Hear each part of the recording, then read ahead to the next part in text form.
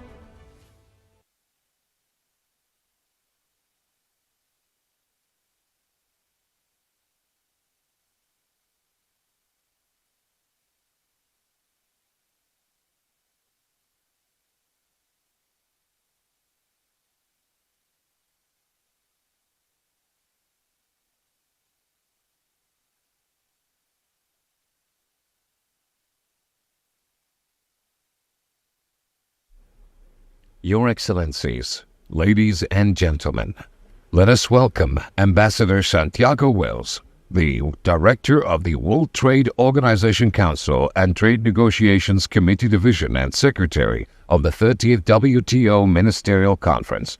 He will be facilitating the proceedings of this opening session.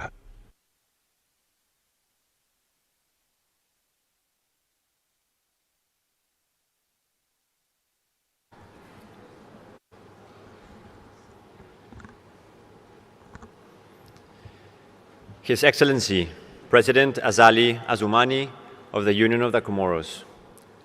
His Excellency, President José Manuel Ramos Horta of the Democratic Republic of Timor-Leste. His Excellency, Dr. Thani bin Ahmed Al Sayudi, Minister of State for Foreign Trade of the United Arab Emirates and the Chairperson of the 13th session of the WTO Ministerial Conference. The MC13 Vice Chairs, His Excellency Honorable Todd McClay, Minister for Agriculture, Forestry, Hunting and Fishing and Trade of New Zealand. His Excellency Mr. Jorge Rivera Staff, Minister of Trade and Industry of Panama. And His Excellency Mr. Luke McLaurin-Barga Atangana, Minister of Trade of Cameroon. Her Excellency Dr. Atalia Lesiba Molokome, Permanent Representative of the Republic of Botswana to the United Nations and other international organizations in Geneva, and General Council Chairperson. Honorable Ministers, Excellencies, distinguished guests, ladies and gentlemen. Welcome to the opening session of the 13th WTO Ministerial Conference in Abu Dhabi. Marhaba. Our 13th session takes place as we mark the 30th anniversary since the establishment of the WTO. Let us give a round of applause for our MC13 host, the United Arab Emirates, for their hospitality and warm welcome to the MC13 participants.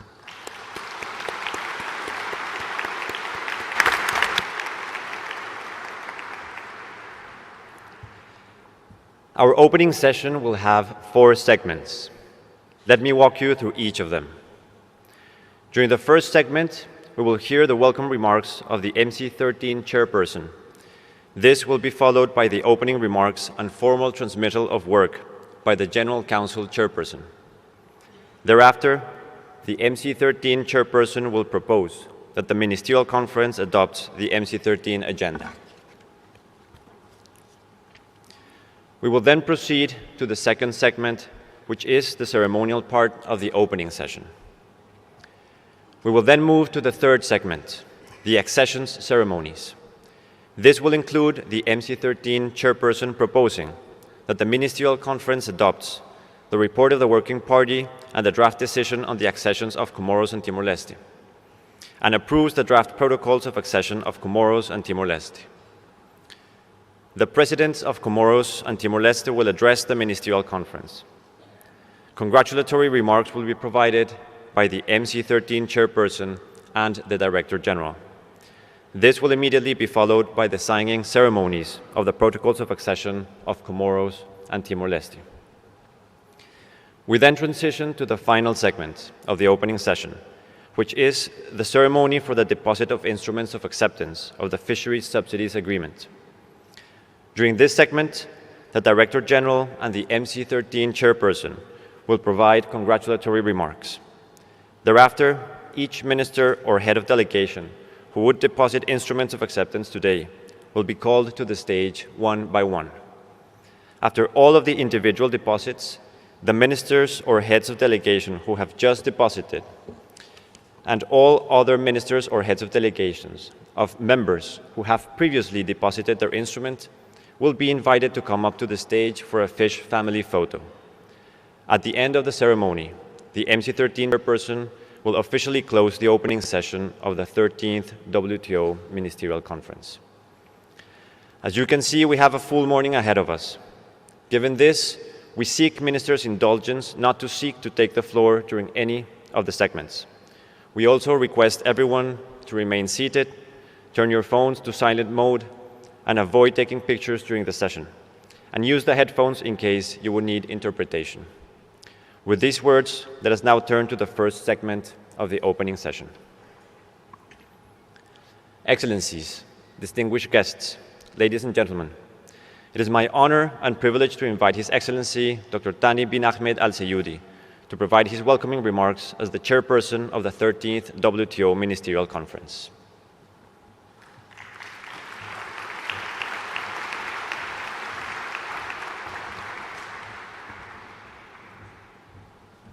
Thank you, Ambassador.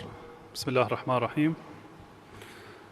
Your Excellency, Dr. Ngozi, the WTO Director General, Your Excellency, Dr. Atalia, the WTO General Council Chairperson, Excellencies, ladies and gentlemen, Assalamu alaikum wa rahmatullahi wa barakatuh, and very good morning. It is with a great pleasure to welcome you all to the United Arab Emirates for the 13th session of the Ministerial Conference of the World Trade Organizations here in Abu Dhabi. As the chairman of this very important conference, it is a privilege to address such distinguished guests, and it has been a pleasure to work with you all in preparation for this moment. Over the past 3 decades, the WTO has been a global safety net, offering stability, transparency, and predictability to the international trade.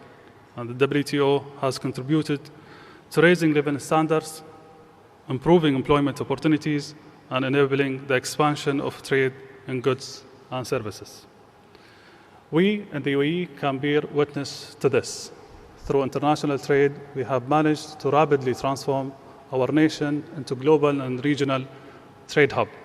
Our economic transformations over the past 50 years is evidence of the opportunities that come with international trade and of its enormous potential to improve people's life. This is why I'm particularly glad that today we welcome two least developed countries, Comoros and Timor-Leste, to WTO membership. We know that many others, including from Arab worlds, eagerly await their turn to take their due share of the opportunities that WTO membership offers. The WTO remains a powerful force in countering the current unilateral protectionism and discriminations.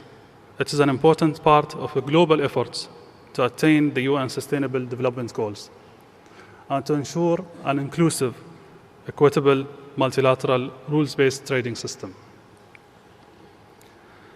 30 years since the establishment of WTO, the world economy and the international trade landscape have significantly evolved.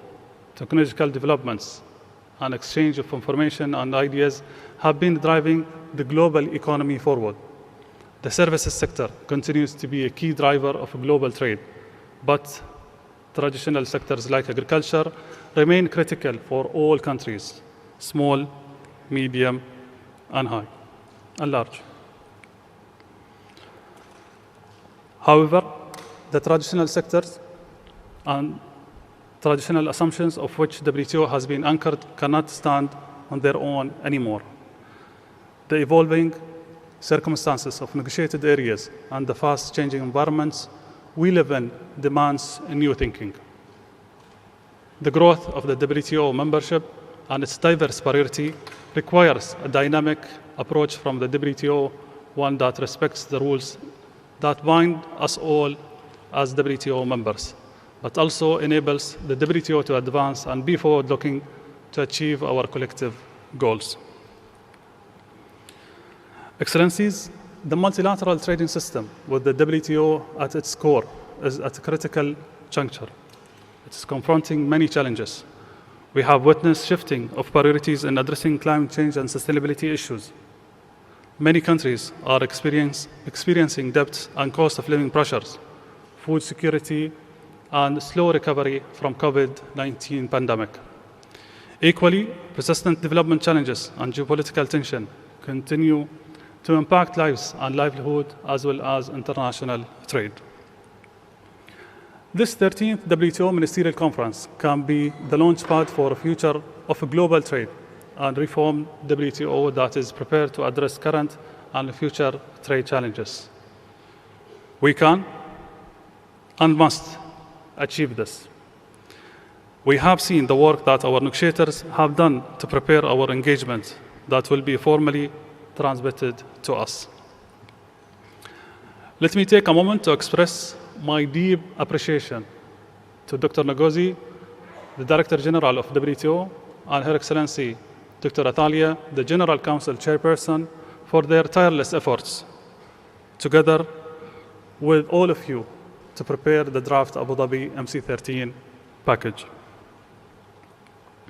Excellencies, colleagues, and friends, we in the UAE are determined to make this ministerial conference a success. And as chairperson, I'm fully committed to creating an environment of comfort for all delegates to conduct negotiations freely, frankly, and constructively in the upcoming days. I now ask all of you to show the world that WTO is alive and well and is fully capable to deliver results that matter to people everywhere. We also need to show through the outcomes of this conference that trade and the multilateral system can and will contribute to development. We have the unique opportunity to collectively shape the future of trade. It rests in each of our hands. Let us seize this moment to shape it wisely and ensure a prosperous future for all countries. Welcome to UAE and looking forward to work with you. Thank you.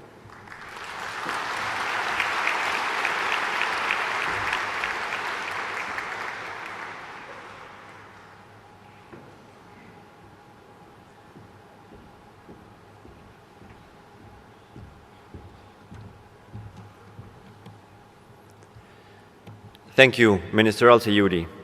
Let me now invite the chairperson of the WTO General Council, Her Excellency Dr. Atalia Lesiba Molokome, to address the ministerial conference.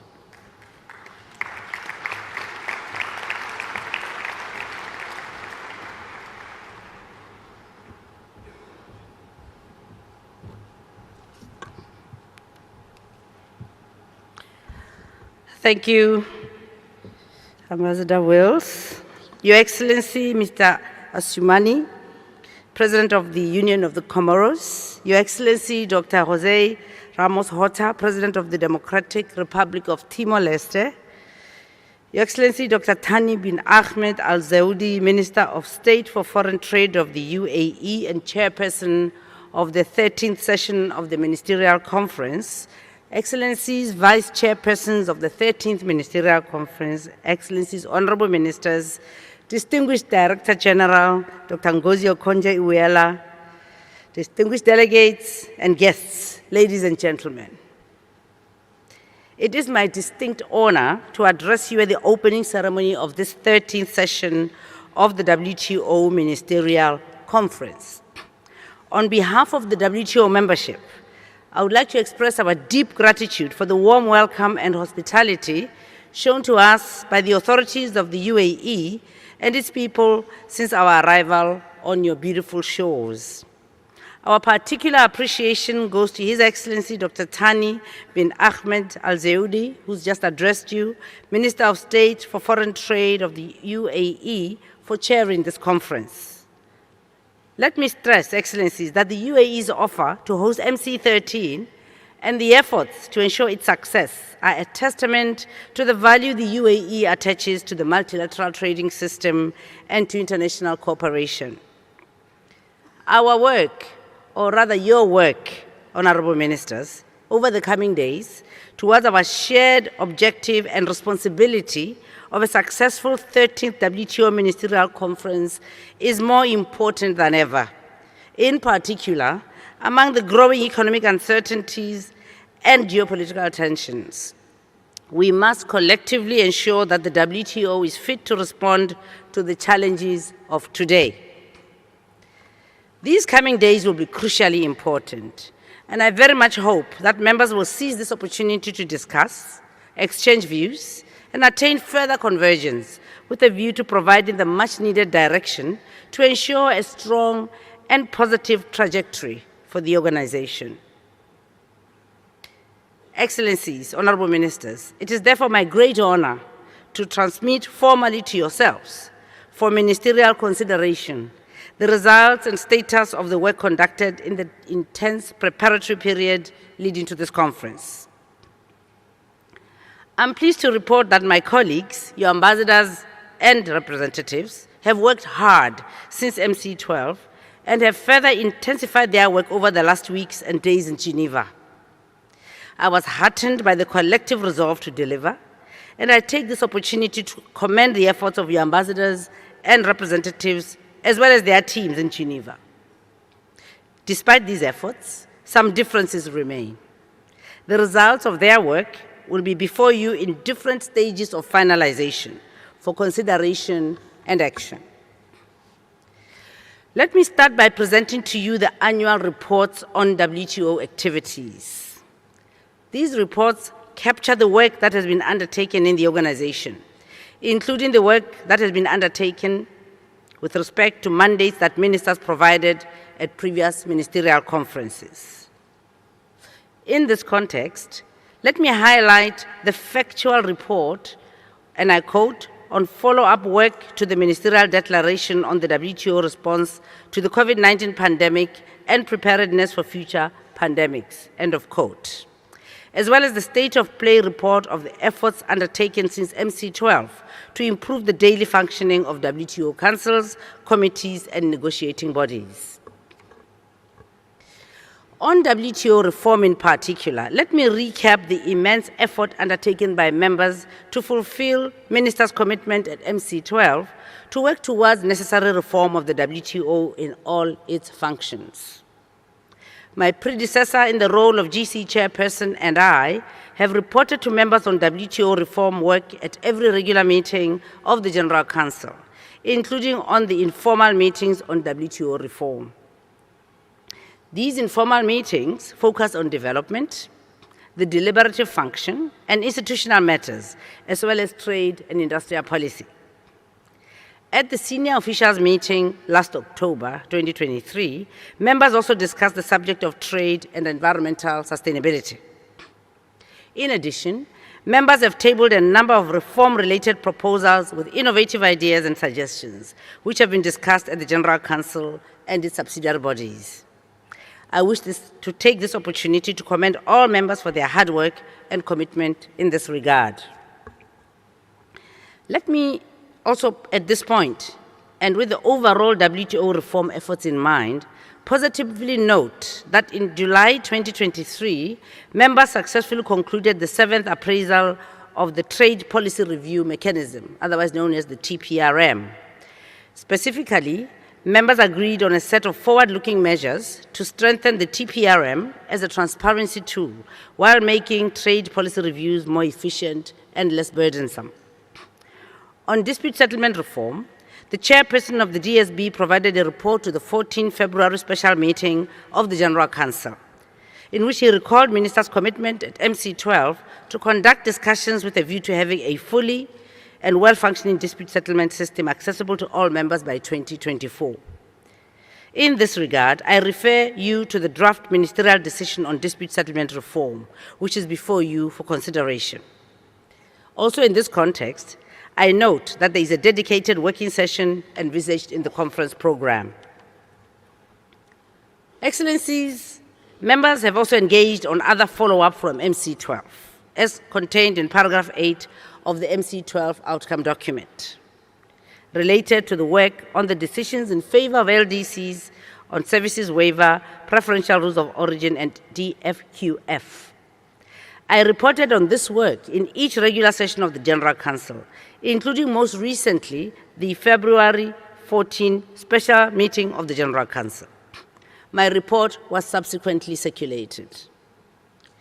At the special GC meeting as well, we heard from the TRIPS Council chairperson that since MC12, members have also engaged on paragraph 8 of the ministerial decision on the TRIPS agreement with regard to the extension to cover the production and supply of COVID-19 diagnostics and therapeutics.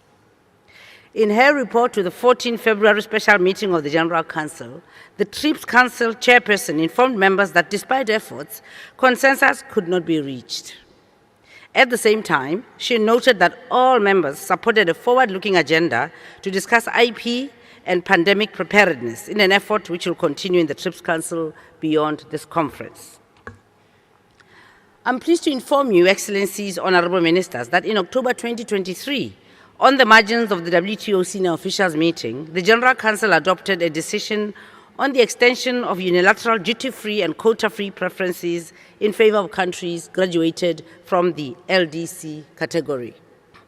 Since then, work has continued intensively on Annex 2 of the LDC group proposal related to, and I quote, a smooth transition package in favor of members graduating from the LDC category, as we heard from the CTD chairperson at the 14 February special meeting of the General Council. After that meeting, further consultations were undertaken with delegations, and I'm pleased to report that there appears to be broad convergence on the draft decision on WTO smooth transition support measures in favor of countries graduated from the LDC category. Excellencies, this positive momentum may allow you, the ministers, to formally adopt this decision at this conference.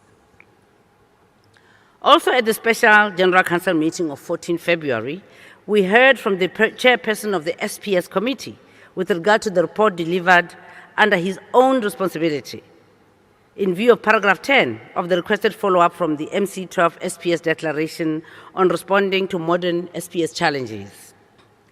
Let me also recall that earlier in December, the General Council agreed to transmit to this ministerial conference the draft decision on the work program on small economies, which is before ministers for adoption. On another positive note, the accession working parties of the Comoros and Timor-Leste completed their work earlier this year, and the accession packages of these two LDCs will be before you, the ministers, for formal action in a moment. This is another encouraging step towards achieving the organization's aim of universal membership and, in doing so, facilitating the integration of LDCs into the multilateral trading system. It would be remiss of me, Excellencies, not to mention members' tireless efforts in Geneva on other areas, where some draft texts are before you for your consideration and finalization. I shall only touch upon these briefly, as more detailed reports on the state of play in these respective areas will be provided at the scene-setting session tomorrow morning. On the negotiations, Her Excellency the Director General, as chairperson of the Trade Negotiations Committee, has provided reports on the various negotiating issues to each regular session of the General Council. Her most recent report to the February 14 special GC meeting was accompanied by relevant updates by the chairpersons of the negotiating bodies. In addition, chairpersons of relevant negotiating bodies also circulated written reports. The report and various draft texts demonstrate the immense efforts that members continue to commit to delivering outcomes on these crucially important negotiating issues. These matters are before you, Honorable Ministers, and will be taken up in the dedicated working sessions over the course of the conference. On MC13 related outcomes under the General Council and its subsidiary bodies, let me highlight the following points. On the draft Abu Dhabi Ministerial Declaration, this process was launched by myself in my capacity as chairperson of the General Council last year in November, with the circulation of a zero draft outline or skeleton. The document that is before you at this conference is the result of a highly interactive, long and arduous process that has required delegations to listen to each other, understand different perspectives, and find room to compromise. The work has culminated in the circulation of 24-paragraph draft declaration. An explanatory note, you will have seen, was also issued as an addendum, which also comprises draft language in tabular format that at the time we left Geneva did not enjoy sufficient support to be reflected in the draft declaration. Honorable Ministers, as you know, 2 working sessions of this conference will be dedicated to this draft declaration and will provide the relevant space to resolve the remaining issues. I therefore call upon members to demonstrate the much-needed pragmatism and flexibility to finalize this declaration. Needless to say, arriving at a consensual declaration will demonstrate members' shared commitment to the objectives of this organization. I might add that it would also send a strong message to the world of the WTO's continued relevance in these uncertain times. I will make a detailed report on the process and status of the draft declaration at the scene-setting session tomorrow morning, and we will focus on the pending issues in the 2 dedicated working sessions over the coming days. In this regard, let me also emphasize that I look forward to supporting the MC13 chairperson and His Excellency Minister Mmusi Kgafela of Botswana in finalizing this effort. Let me also say a few words on the work program on e-commerce. Members held a series of thematic dedicated discussions on several identified topics under the leadership of facilitator Ambassador Usha Dwaka Kanabadi of Mauritius. The topics were consumer protection, the digital divide, legal and regulatory frameworks, digital trade facilitation and facilitation of electronic transactions, digital industrialization, and e-commerce related technology transfer. In addition, 3 dedicated discussions focused on the moratorium, pursuant to the MC12 decision to intensify discussions on its scope, definition, and impact. The work program on electronic commerce was also discussed in all regular sessions of the General Council, and the facilitator made regular reports as reflected in the annual reports of the General Council and its relevant subsidiary bodies. In December 2023, members started consideration of text-based proposals for a draft ministerial decision. 4 proposals were received. They share some common elements with regard to the work under the work program. Excellencies, Honorable Ministers, the main divergence relates to whether or not the moratorium should be extended. Members have engaged in different configurations, including amongst the proponents. Despite these efforts, they could not agree on a single text for a draft ministerial decision. Consequently, All 4 draft decisions are before you, Honorable Ministers, for your consideration. In this regard, let me also recall the facilitator's report delivered to the special meeting of the General Council on the 14th of February this year. Excellencies, you would have seen the dedicated working session on this matter, and I very much hope that this ministerial conference will enable members to find a mutually acceptable solution. Likewise, another moratorium is set to expire at this session of the ministerial conference, the one related to TRIPS non-violation and situation complaints. At MC12, the ministers directed the TRIPS Council to continue its examination of the scope and modalities for TRIPS non-violation and situation complaints, and agreed that in the meantime, members would not initiate such complaints under the TRIPS agreement.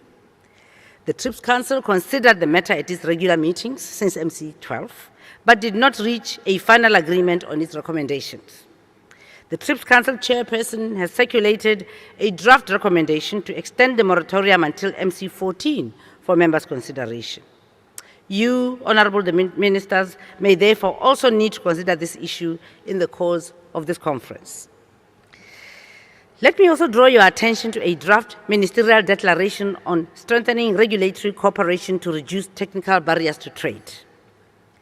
At the special meeting of the General Council on 14 February, I took note that the proposal enjoyed widespread support among the WTO membership, and that pending one reservation, this draft declaration could be adopted at this conference. Since then, I'm delighted to report that good progress has been made and that this declaration can be adopted by you, the ministers, at this conference. This is a very positive development. I should also note that members have been active in tabling proposals on other matters, which have been discussed in the General Council and its subsidiary bodies. I understand that proponents will continue their outreach in an attempt to build convergence. As I conclude, Excellencies, Honorable Ministers, Director General, let me assure you of my unwavering support as Chairperson of the General Council to work towards our shared objective and responsibility for a successful 13th WTO Ministerial Conference. And I thank you for your attention.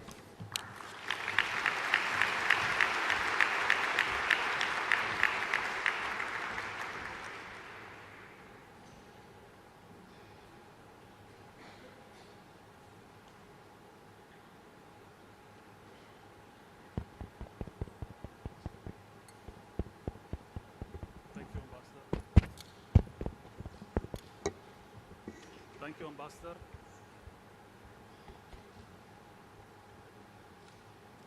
With work from Geneva,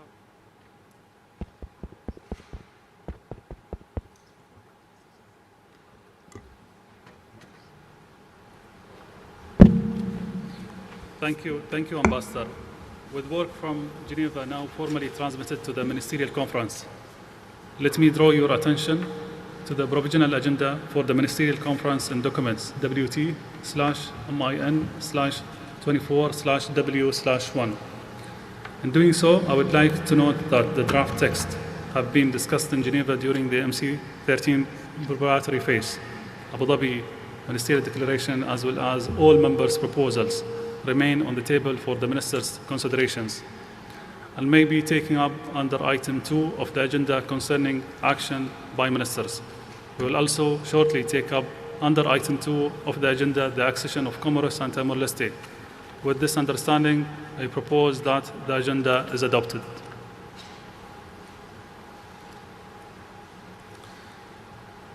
Thank you. The agenda is adopted.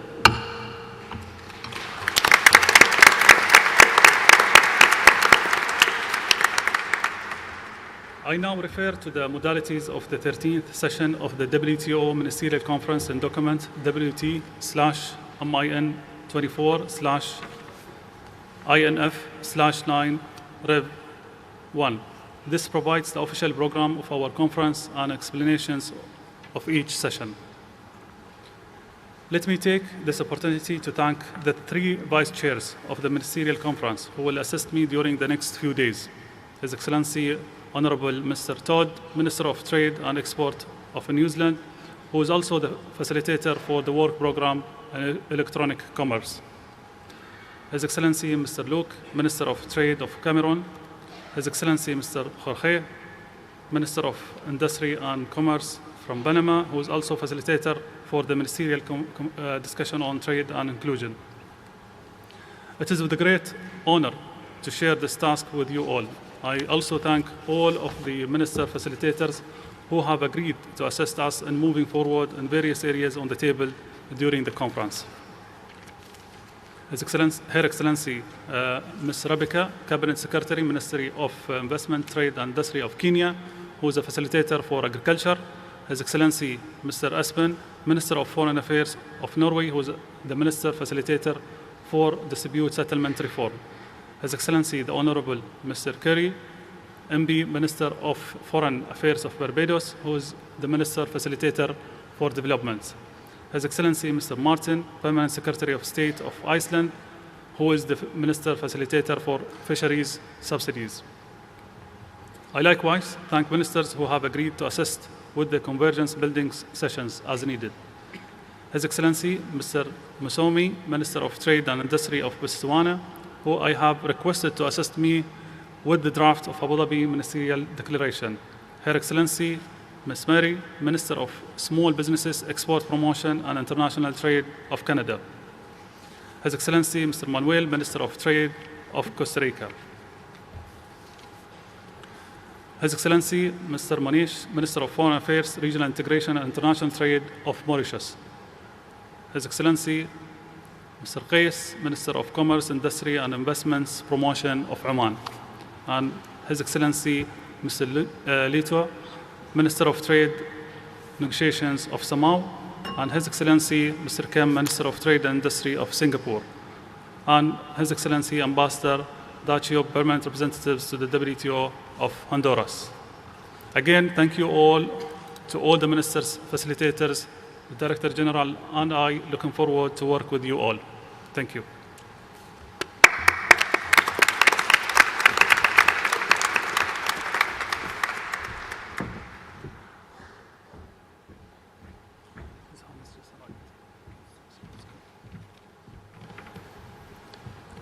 Thank you, Minister Al-Sayudi, MC13 Chairperson.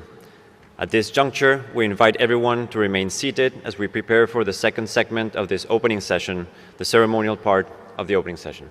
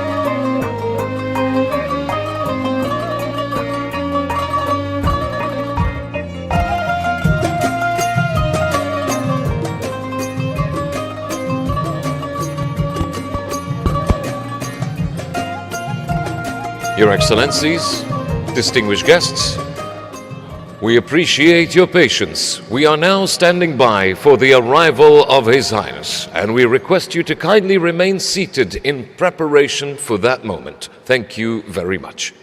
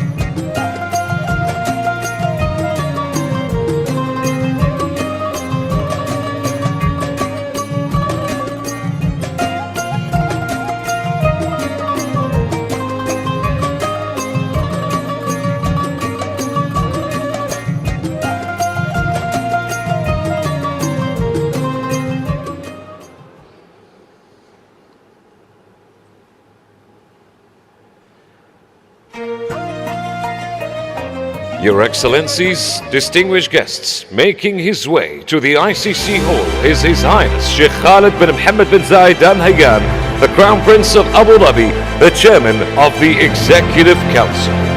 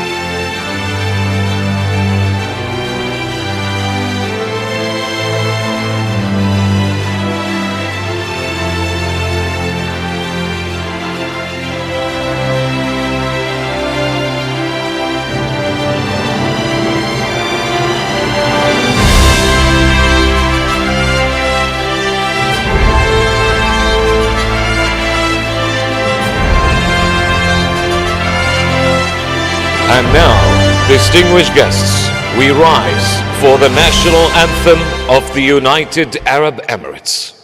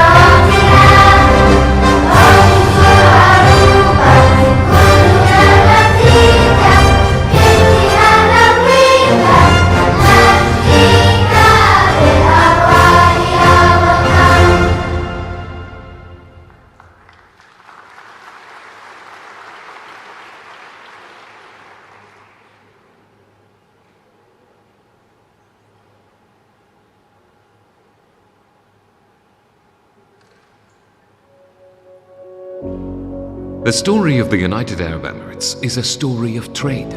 For centuries, a ceaseless flow of goods, people, and ideas has connected the Arabian Peninsula with the world. In the early 16th century, the spice routes bridged east and west through the trade of nutmeg, pepper, and other valuable commodities. By the 1800s, the region's principal source of wealth was pearls. The port cities of Abu Dhabi, Dubai, and Sharjah began to flourish as the industry attracted traders from the region. In 1958, the Emirates found itself in possession of another prized resource, oil, and it marked the beginning of a new chapter in the country's history. On December 2nd, 1971, the United Arab Emirates was founded, an ambitious nation ready to take its place in the world. Emerging industries such as steel, aluminum, and petrochemicals are supported by new ports and airports, enabling the UAE to join the GCC Free Trade Area, which was implemented in 1983. Then, on April the 10th, 1996, the UAE secured its membership of the World Trade Organization. The belief in trade as a key driver of growth and economic diversification continues to underpin the country's vision, as it embraces sectors such as logistics, tourism, finance, technology, renewable energy, and healthcare. Today, the UAE is a global logistics hub, home to the 9th busiest container port in the world. It is also among the top 5 re-exporters of major commodities such as rice, tea, and coffee. In 2023, the nation's non-oil foreign trade, including services, surpassed $950 billion for the first time. Now, in 2024, the UAE hosts the 13th Ministerial Conference of the World Trade Organization. The UAE is determined to play its part in fostering a new era of exchange and help deliver new opportunities for every nation.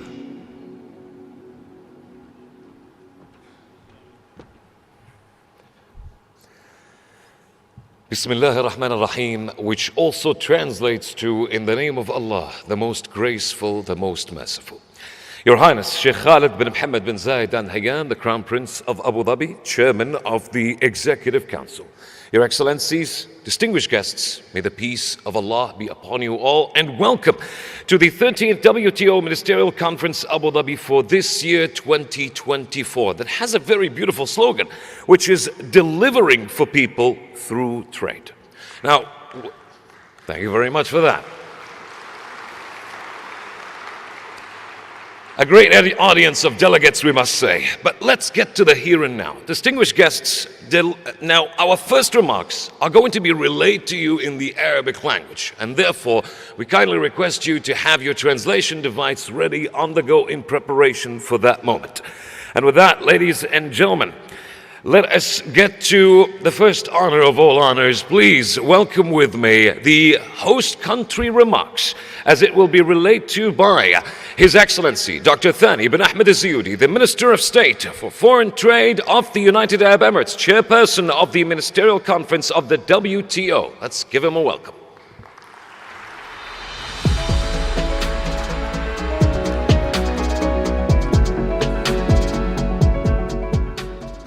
سمو الشيخ خالد بن محمد بن زايد آل نهيان ولي عهد أبو ظبي رئيس المجلس التنفيذي لإمارة أبو ظبي، فخامة غزالي عثمان رئيس جمهورية القمر المتحدة الشقيقة، فخامة خوزيه راموس هورتا رئيس جمهورية تيمور الشرقية الصديقة، أصحاب المعالي والسعادة، معالي الدكتورة نجوزي المديرة العامة لمنظمة التجارة العالمية، الحضور الكريم، السلام عليكم ورحمة الله وبركاته. أرحب بكم جميعاً باسم دولة الإمارات العربية المتحدة في أبو ظبي وفي المؤتمر الوزاري الثالث عشر لمنظمة التجارة العالمية، وأشكركم على هذا الحضور المهم والذي يعول عليه العالم في مواصلة حشد التوافق والجهود المشتركة لإعادة تشكيل مستقبل التجارة الدولية. السيدات والسادة، انطلاقاً من إدراك دولة الإمارات وقيادتها الرشيدة لأهمية التجارة المفتوحة والقائمة على قواعد شفافة وعادلة في تحقيق النمو الاقتصادي والتنمية الشاملة عالمياً، فنحن مستمرون في هذا النهج عبر المزيد من الانفتاح تجارياً واستثمارياً على العالم. نلتقي اليوم بالعاصمة الإماراتية أبو ظبي، المكان الأمثل لتحقيق الأهداف المرجوة من هذا المؤتمر، فمنذ تأسيسها حرصت دولة الإمارات على أن تكون نقطة التقاء وداعما لتحقيق التوافق الدولي على الدوام. وتفتخر الإمارات بإرثها العريق وتاريخها الممتد الذي جعل منها مركزا تجاريا محوريا يربط أرجاء العالم، واستمرارا لنهجها الدائم والمتواصل لدعم حرية التجارة. فقد أعلنت دولة الإمارات قبل يومين عن تقديمها منحة بقيمة 10 ملايين دولار لصناديق منظمة التجارة العالمية، وبالأخص صندوق تمويل اتفاقية دعم مصايد الأسماك، والإطار المتكامل المعزز لدعم البلدان الأقل نمواً، وصندوق دعم المرأة في مجال التصدير الذي تم إطلاقه خلال هذا المؤتمر. وهذه المنحة الإماراتية رسالة مهمة مفادها أن دولة الإمارات برؤية وتوجيهات قيادتها الرشيدة تواصل دعمها للنظام التجاري العالمي متعدد الأطراف الذي تشرف عليه المنظمة، باعتبارها محفزاً للنمو المستدام للاقتصاد العالمي ومساهماً في الارتقاء بحياة الشعوب حول العالم. الحضور الكريم، ندعوكم إلى إجراء حوار بناء بين أعضاء المنظمة للتوصل إلى رؤية متوافقة وموحدة فيما يخص القضايا التجارية الرئيسية، وبما يسهم في استخدام التجارة كوسيلة لتحفيز النمو الاقتصادي وخلق فرص العمل ورفع مستويات المعيشة لشعوب العالم.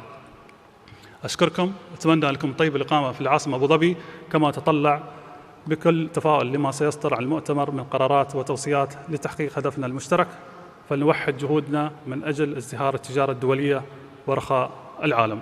وشكرا.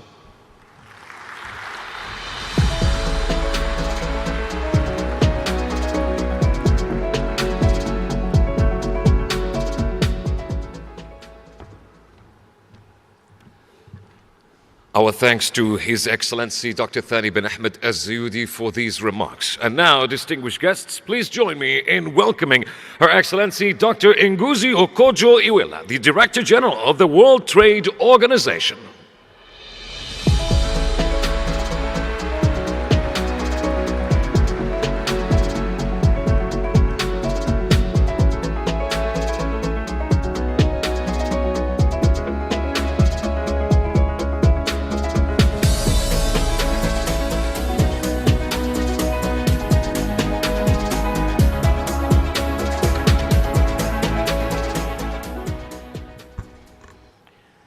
Your Highness Sheikh Khaled bin Mohammed bin Zayed Al Nahyan, Crown Prince of Abu Dhabi, Your Excellency President Azali Assoumani of the Union of the Comoros, Excellency President Jose Manuel Ramos Horta of the Democratic Republic of Timor-Leste, Excellency Dr. Thani bin Ahmed Al-Zayudi, Minister of State for Foreign Trade of the United Arab Emirates, and Chairperson of the 13th session of the WTO Ministerial Conference. Our MC13 Vice Chairs, Excellency Mr. Luke Magloire Mbaga Tagana, Minister of Trade of Cameroon, Excellency Honorable Todd Macleay, Minister for Agriculture, Forestry, Trade of New Zealand, Excellency Mr. Jorge Rivera Staff, Minister of Commerce and Industry of Panama, WTO General Council Chairperson Dr. Atalia Lesiba Molokome of Botswana, Honorable Ministers, Excellencies, distinguished guests, ladies and gentlemen. We are honored at this opening session of the 13th WTO Ministerial Conference to be graced by the presence of His Highness Sheikh Khaled bin Mohammed bin Zayed Al Nahyan. On behalf of the World Trade Organization, we thank His Highness, the government and people of the United Arab Emirates, for hosting us in the land of tolerance, innovation, and inspiration. With its rich and vibrant trading culture, the United Arab Emirates and this beautiful city of Abu Dhabi provide the perfect setting for our ministerial conference. I would like to pay tribute to His Highness for inviting WTO ministers to be inspired and energized by the dynamism that this city has to offer. Thank you for the warm hospitality and exceptional arrangements that have been put together. The ADNEC sets an impressive stage for ministers to work towards concrete outcomes that deliver for people through trade. the appropriate theme that our hosts have chosen. The UAE's belief in an open, transparent, and rules-based multilateral trading system and in the power of trade to transform people's economic prospects is vividly seen in the evolution of its economy and society. Trade runs through this nation's blood. The UAE testifies to how trade can improve lives and livelihoods of people and transform a small and undiversified economy into a formidable, resilient, and prosperous one.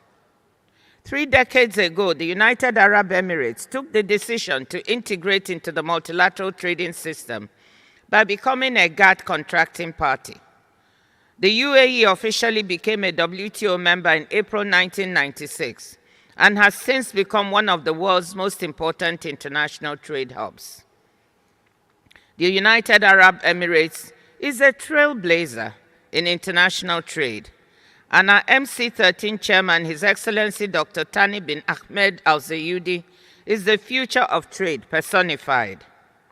Empowering youth as economic actors has been at the center of his work through various startups and businesses, big and small, working to stimulate innovation as a means for economic growth and social inclusion. Excellencies, the 13th session of the WTO Ministerial Conference could not be in more capable hands. With the UAE as our host, Minister Al-Zayudi as our chair, I'm hopeful that MC13 will be the success that people across the globe deserve during these uncertain and difficult times. On the eve of MC13, the UAE once again demonstrated its commitment to the multilateral trading system by contributing $10 million to 3 WTO trust funds, the Fisheries funding mechanism, the Enhanced Integrated Framework, and the Women Exporters in the Digital Economy Fund, which we launched yesterday, for the benefit of developing and least developed country members. The UAE was one of the first members to deposit its instrument of acceptance of the Agreement on Fisheries Subsidies.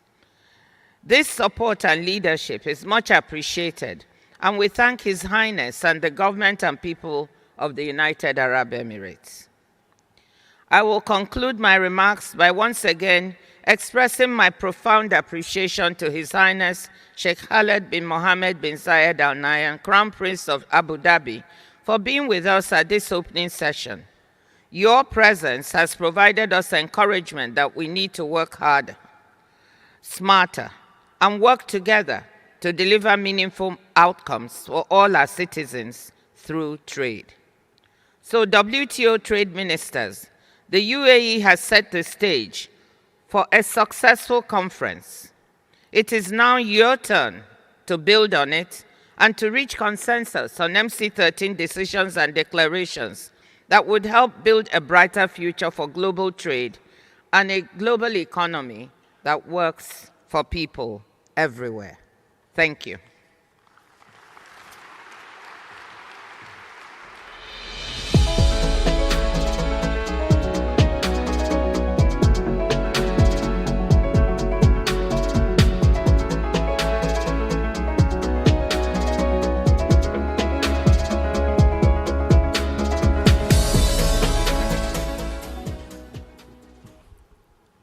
Our thanks to Her Excellency for these remarks. And with that, we would like to also dedicate our thanks to His Highness Sheikh Khaled bin Mohammed bin Zayed Al Nahyan, the Crown Prince of Abu Dhabi, the Chairman of the Executive Council, for honoring us with his presence today at these opening proceedings at the WTO conference. Thank you very much, Your Highness.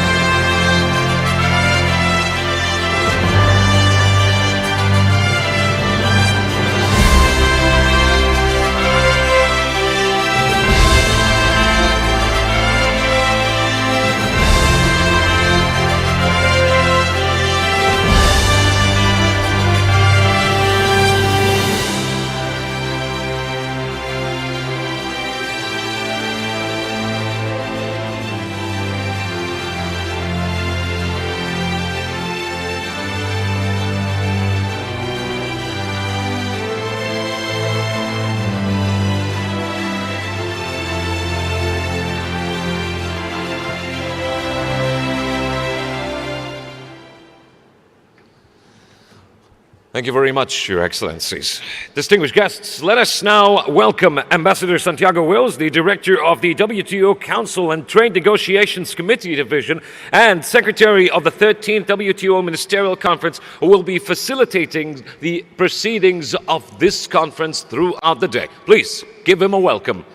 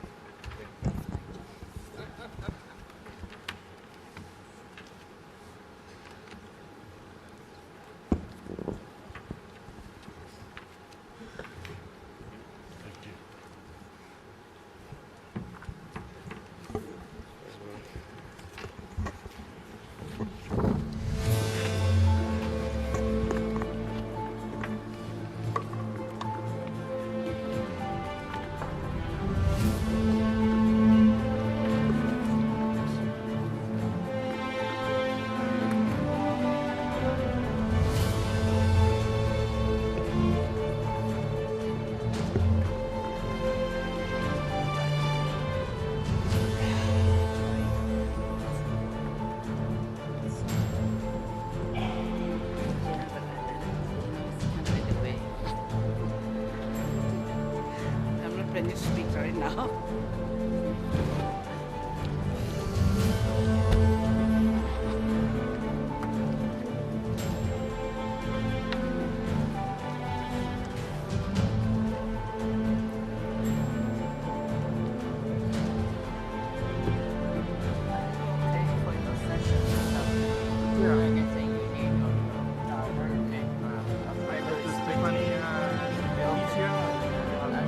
Ambassador has been around for a long time, so he knows.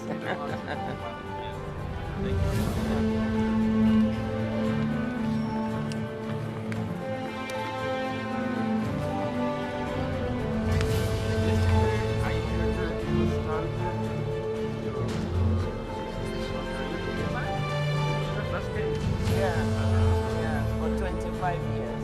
Where are the I worked my way up from just a young professional to the number 2 position, managing director. But in between, I went back to my country twice to be the finance minister, the foreign affairs minister, and I came back. Well, congratulations. He's a nice person. Yes. Yeah, very nice.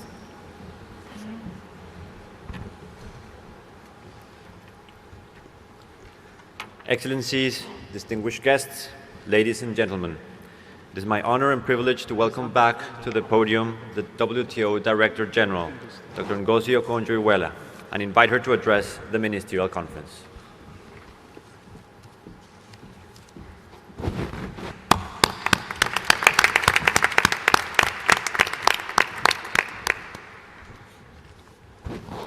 Thank you, Santiago, Ambassador Wills. And I'm going to ask you to bear with me because I have a bit of a long speech, as you can imagine. 13th Ministerial Conference Chair, Excellency Dr. Thani bin Ahmed Al Zayudi, MC 13 Vice Chairs, General Council Chair Dr. Atalia Molokome, Excellencies, ladies and gentlemen, welcome to the 13th Ministerial Conference of the WTO. It's wonderful to be here in the UAE and in the Gulf region, which for centuries has been a vital crossroads for goods, people, and ideas. I want to start by thanking our hosts for their excellent cooperation throughout the months of preparation leading up to our gathering here in this spectacular venue. I'm grateful for their optimism, their enthusiasm, and their willingness to act fast. Minister Al-Zayudi has already been hard at work for months to lay the groundwork for a successful MC13, chairing virtual meetings of ministers and reaching out in person to the full membership, most recently at a special General Council in Geneva, not even up to 2 weeks ago. I thank him and the UAE delegation in Geneva, led by Ambassador Jamal Al-Musharak and the director of the UAE office to the WTO, Ambassador Abdusalam Mohamed Al-Ali, for their tireless efforts. Let me also thank ministers from the Gulf region who have been extremely supportive, and from the wider Arab group for taking on this ministerial as their own. All this support will hopefully help us deliver meaningful results here. I'm delighted to say that we are kicking off this meeting with some excellent news. Here at MC13, the WTO is welcoming its first new members in almost 8 years, Timor-Leste and Comoros. We celebrate the hard work they have put in and the beneficial but challenging reforms they have implemented at home.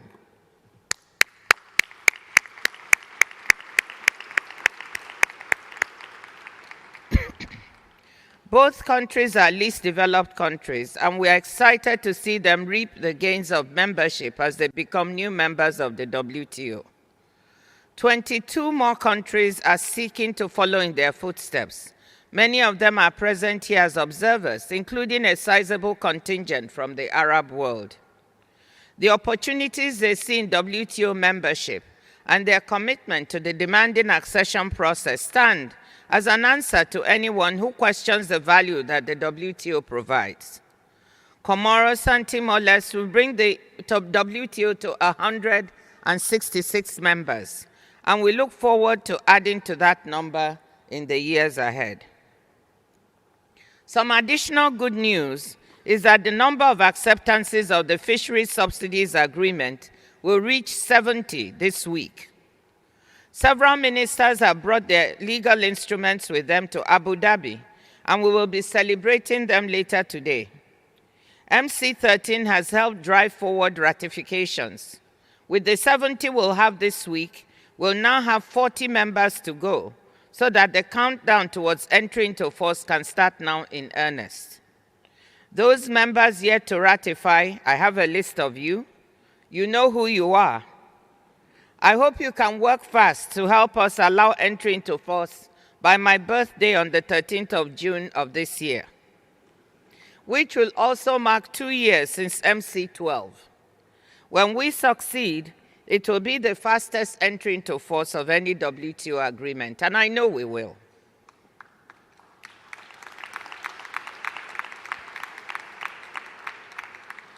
Excellencies, when we met in Geneva for MC12 almost 2 years ago now, my message to you was blunt.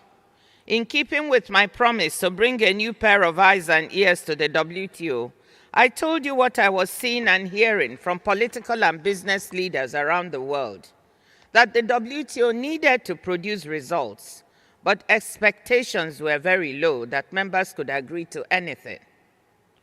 But you defied those expectations and beat the odds. You showed leadership. You invested political capital and you bridged gaps.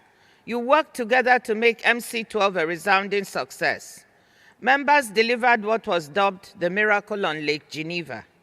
10 consensus multilateral outcomes with tangible benefits for people and the planet, and launched a comprehensive process of institutional reform.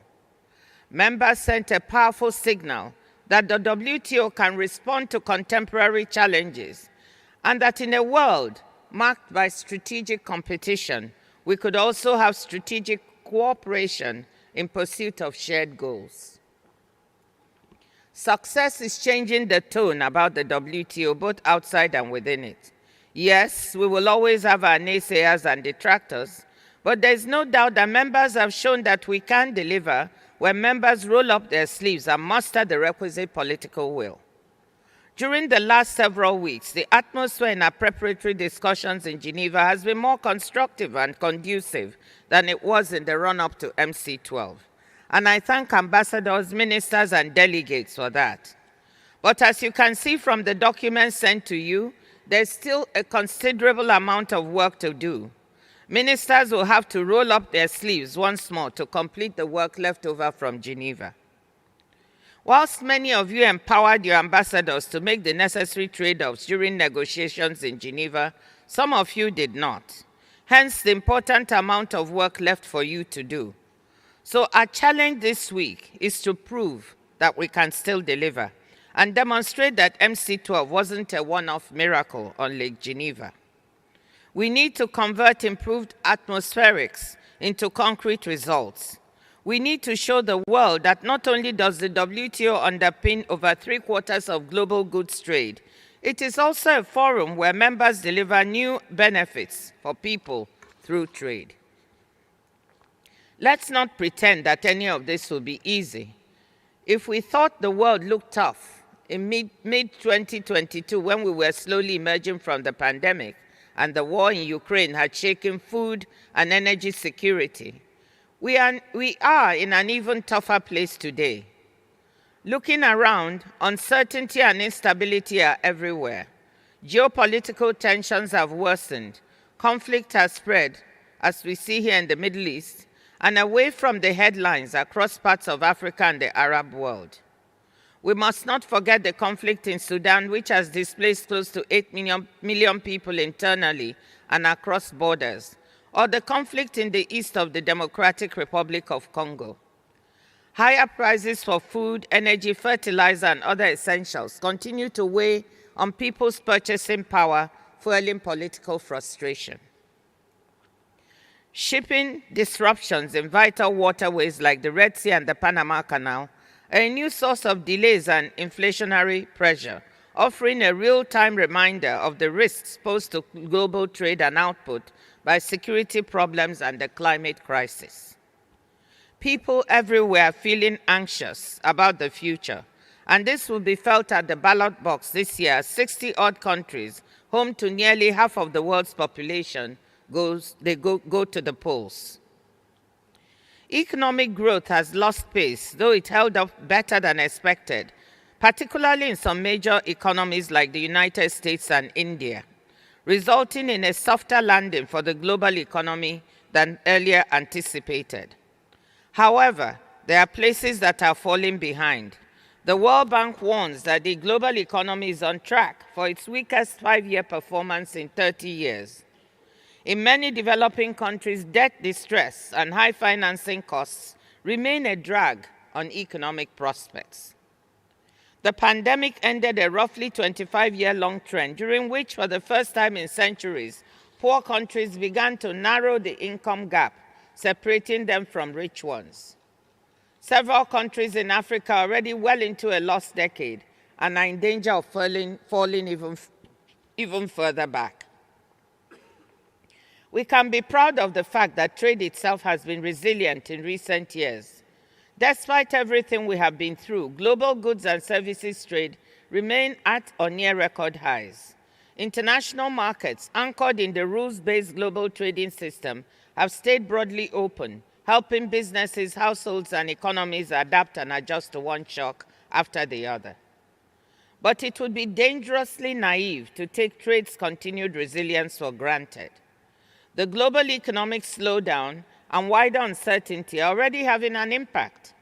Global merchandise trade volume growth in 2023 appears to have fallen short of the 0.8% we were projecting in October.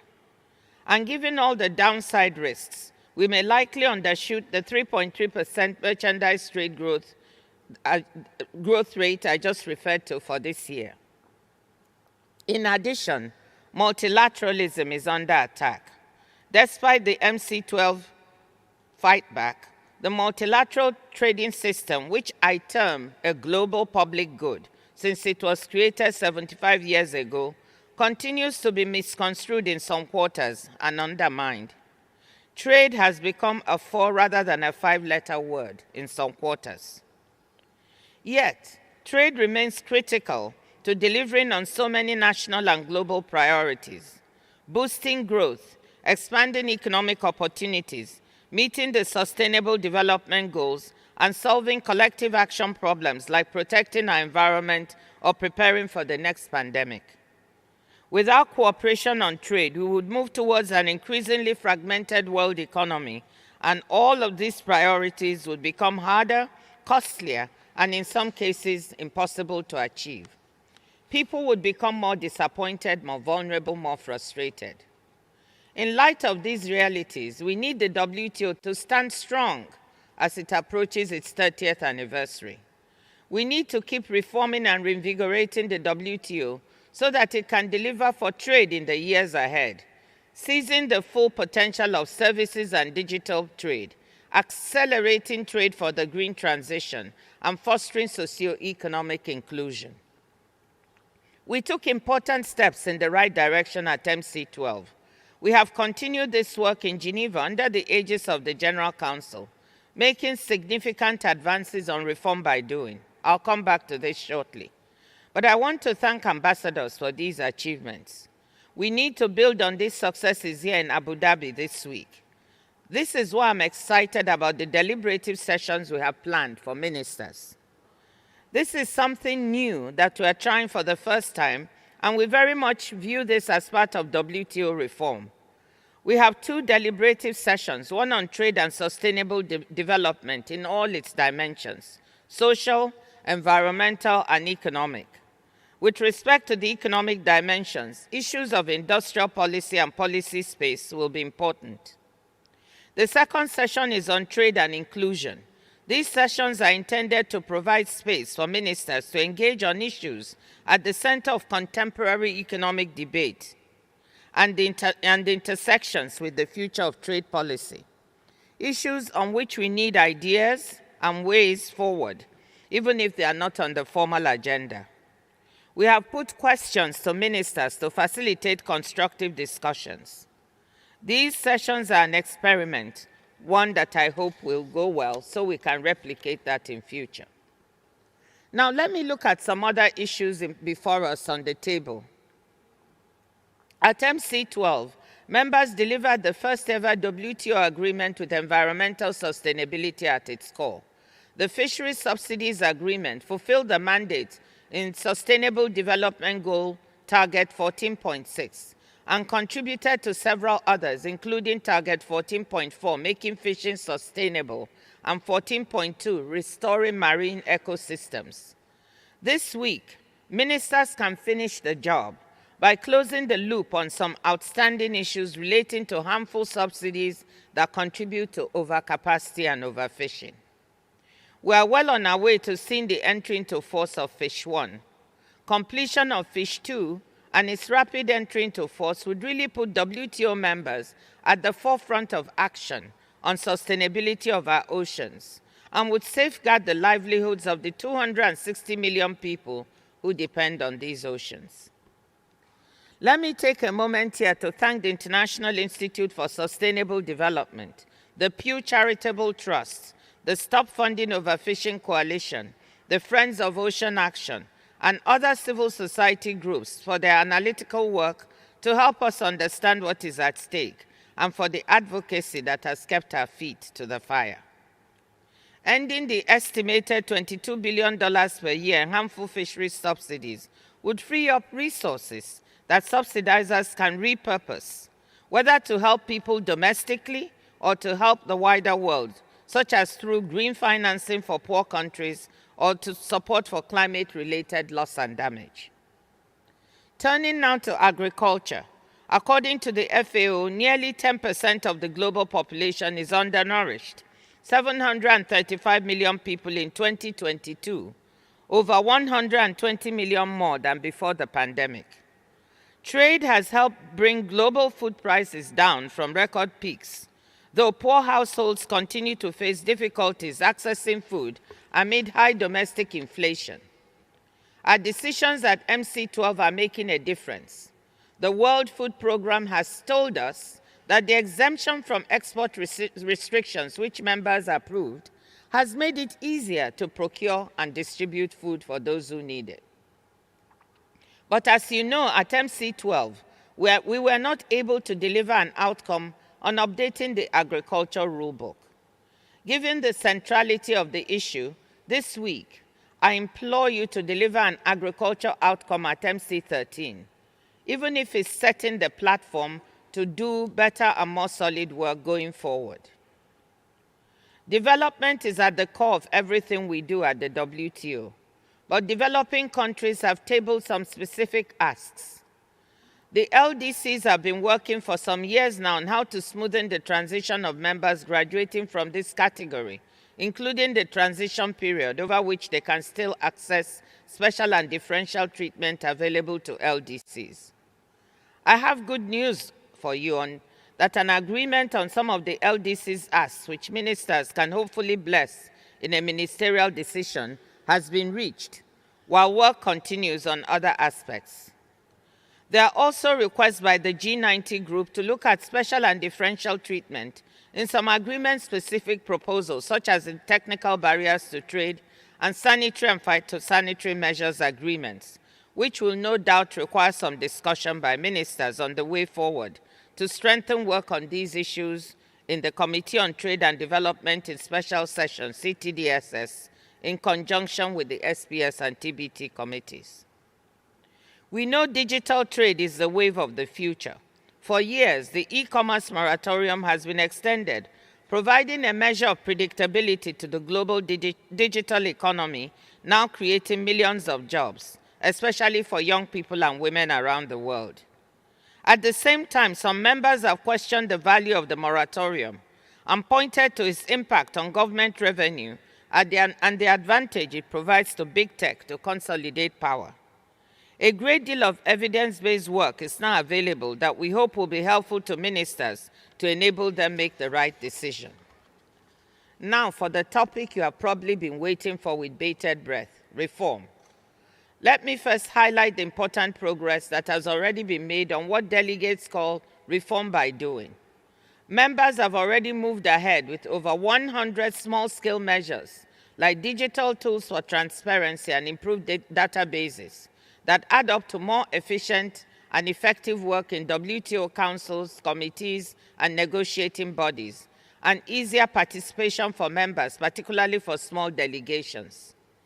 Senior officials recognized the importance of these reforms when they met in Geneva last October.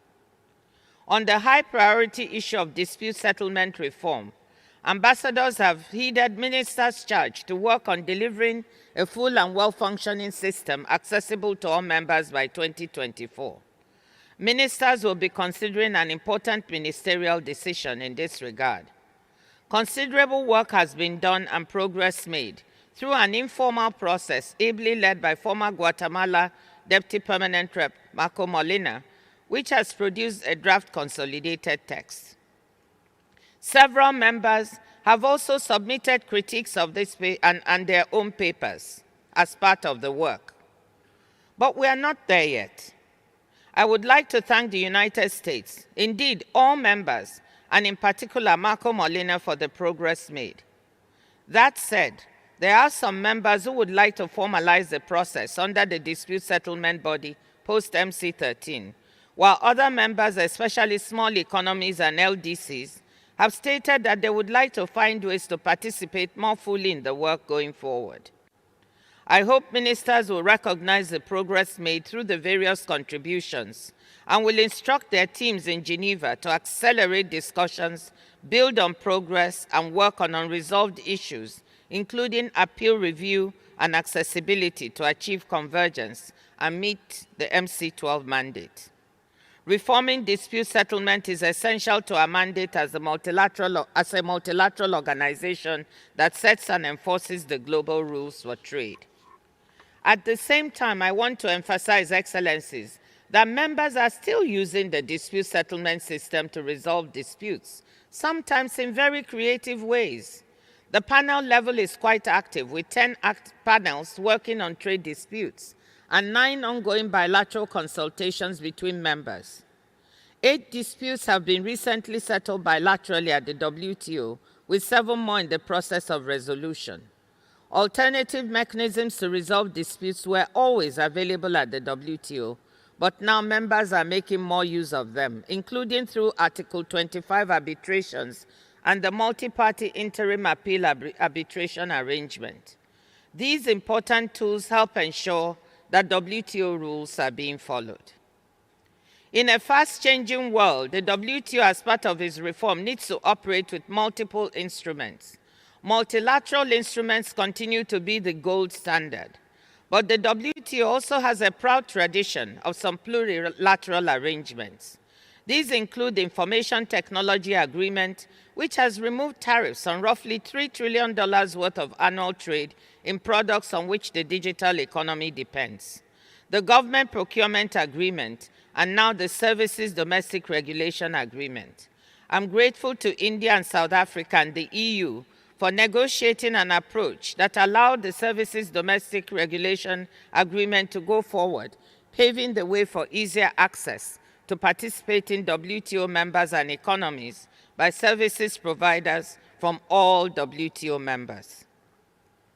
Ministers have an opportunity here to move forward on the plurilateral agreement on investment facilitation for development that has been negotiated by 126 members, the vast majority of them, 90 in fact, developing and least developed countries, hoping to use the agreement to attract much needed domestic and foreign investment.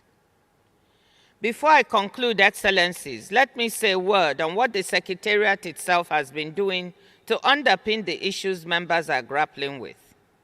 To preserve our multilateral trading system, the Secretariat has been doing cutting-edge work to estimate the cost of global economic fragmentation, and these costs are significant, signaling the need to work hard to maintain the system we have. Furthermore, in a world where the future of trade is services, digital, green, the Secretariat has done groundbreaking work on issues ranging from measuring trade in digitally delivered services to options for minimizing trade frictions associated with carbon pricing and fostering convergence in carbon standards for steel. We supported the UAE to organize a trade day at COP28, where we presented 10 trade policy options that members could leverage to amplify the impact of climate action. And because the future of trade also has to be more inclusive, we are working on the supply side to broaden access to international market opportunities for people and places left behind by globalization.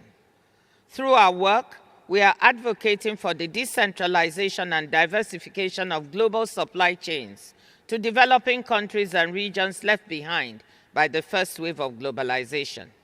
This is a concept we term re-globalization. It will help the world build resilience in supply chains whilst fostering inclusion. Other examples of work designed to foster inclusion is our partnership with the World Bank to bridge the digital divide in 8 pilot countries in Africa, with the International Finance Corporation to understand and plug trade finance gaps, and with the International Trade Center to create a $50 million fund to support women exporters in the digital economy. We want to thank our host, the UAE, and the Gulf countries for an excellent launch of this one yesterday, with a initial contribution of $5 million by the UAE and more in the pipeline soon. The Secretariat is also working on a vision and strategy for the first time ever to guide its work till 2030. The Secretariat must be properly equipped to help members tackle 21st century issues. And in this regard, I want to thank members for approving a small budget increase for the Secretariat after 12 years of a flat nominal budget. Thank you. It was a morale booster for staff. Excellencies, let me conclude by coming back to the agenda of deliverables I described earlier. Can we get all of this or some of it done? The answer is yes. But we still need something I mentioned before, leadership. Leadership means you sometimes have to compromise on certain wants of yours so that others can secure their wants. We will need your leadership from every member, large and small, developing and developed, in order to succeed here in Abu Dhabi. I'm not for a moment suggesting that any member set aside national interests. I'm asking that members wield these interests with the flexibility that would enable us to deliver important outcomes, so we leave Abu Dhabi proud that we have a stronger WTO able to face the future and deliver for all members, all people, and the planet. Speaking at the end of the Bretton Woods Conference in 1944, U.S. Treasury Secretary Henry Morgenthau said, and I quote, "We have come to recognize that the wisest and most effective way to protect our national interests is through international cooperation. That is to say, through united effort for the attainment of common goals." He added that, quote, "The great lesson taught by the war is that the peoples of the earth are inseparably linked to one another by a deep underlying community of purpose." That is the lesson that we should not lose sight of. Excellencies, dear friends, let's get to work.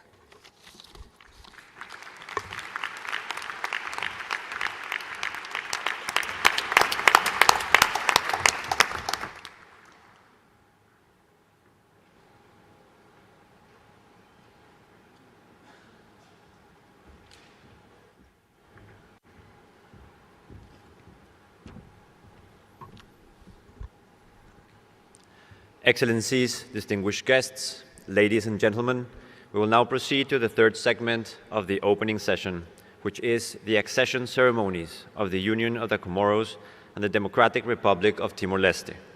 The MC13 chairperson will preside over both accessions.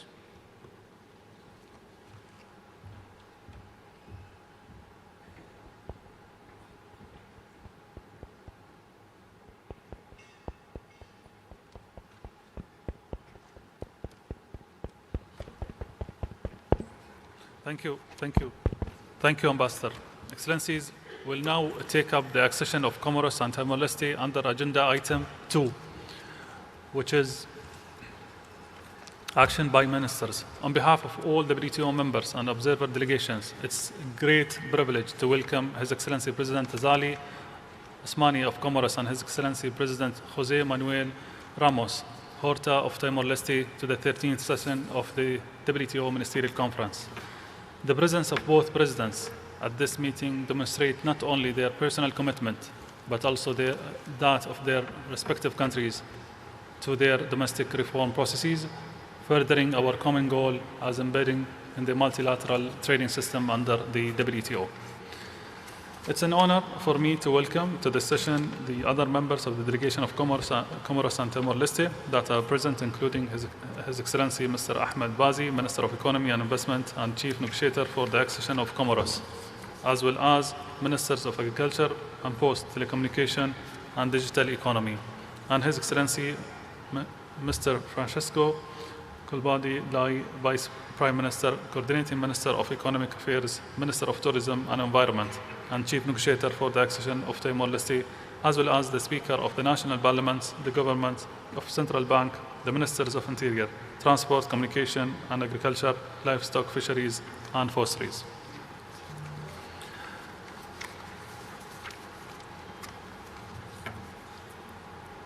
Let us first take the accession of the Union of Comoros. I would like to recall that on the 9th of January 2024, the Working Party approved at referendum the accession package of the Union of Comoros.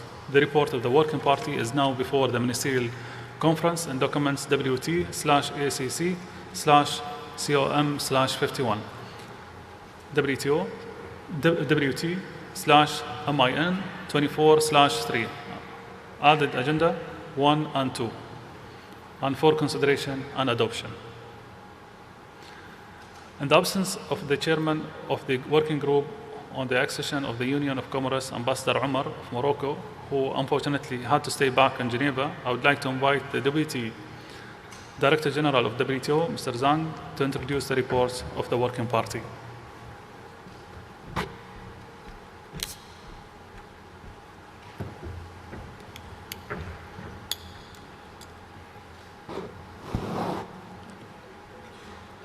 Your Excellency Dr. Thani bin Ahmed Al-Zuyudi, Chair of the Ministerial Conference, Your Excellency Mr. Azali Assoumani, President of Comoros, Your Excellency Mr. Hussein Ramos Ota, President of Timor-Leste, Honorable Ministers, ladies and gentlemen, I will deliver a statement on behalf of the Chairperson of the Working Party on the accession of the Union of Comoros. Ambassador Omar Zimba of Morocco, who had to stay in Geneva to chair the opening of the 55th session of the Human Rights Council. Completing a WTO accession process is a landmark moment. I wish to pay tribute to President Azali Assoumani for his leadership and commitment. I would also like to recognize the work of Comoros team of devoted negotiators, both in Mohini and in Geneva. The close involvement of Comoros lawmakers has also been critical to the process. I would also like to express my gratitude to WTO members who have shown flexibility and goodwill and have assisted Comoros in building technical capacity throughout the process. For Comoros, WTO membership holds the promise of faster economic growth, higher living standards, better jobs, and ultimately, long-term stability and peace. WTO accession will also help consolidate the economic, structural, and institutional reform that are already underway. For the WTO, Comoros accession means a warm welcome to another least developed country into the multilateral trading system. This is a significant moment, which brings the organization even closer to becoming truly global and diverse. I hope that other candidate countries from the Arab and African regions, which remain relatively underrepresented in the multilateral trading system, can look up to Comoros for inspiration. Comoros' accession process began in October 2007 with the establishment of a working party. Comoros took several years to produce the initial set of documents required to launch the process. In 2016, the working party met for the first time. Speedy progress was registered in the years that followed. The process gradually gained momentum and reached full speed by early 2023. The 10th and final meeting of the Working Party was held in January of this year. The result of the accession negotiations are contained in the report of Working Party, WT/ACC/COM/51. The schedule of concessions and commitment on goods, WT/ACC/COM/51/81, and the schedule of specific commitment on services, WT/ACC/COM/51/82. The package of documents was adopted by the Working Party on an ad referendum basis at this meeting on 9th January 2024. A draft protocol of accession and a draft decision for the consideration of the Ministerial Conference, reproduced in an appendix to the report, were also approved by the meeting. By these actions, the Working Party completed its mandate and forwarded the documentation to the 13th Ministerial Conference for action. Once again, I would like to pay tribute to the efforts, goodwill, and the spirit of compromise shown by everyone involved in the process. In particular, I would like to thank Ambassador Luis Enrique Chavez Basacaidia of Peru, my predecessor as Working Party chairperson, whose contribution was essential to the process.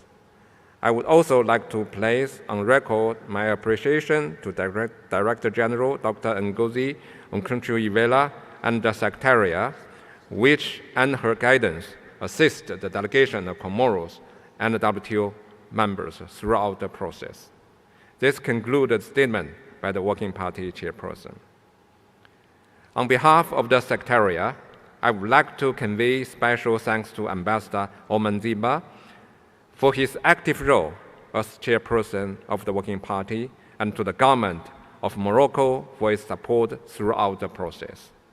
With this word, on behalf of the chairperson of the Working Party of the Accession of the Union of Comoros, I recommend the report of the Working Party and the draft decision for adoption and the draft protocol for approval by the Ministerial Conference. Thank you.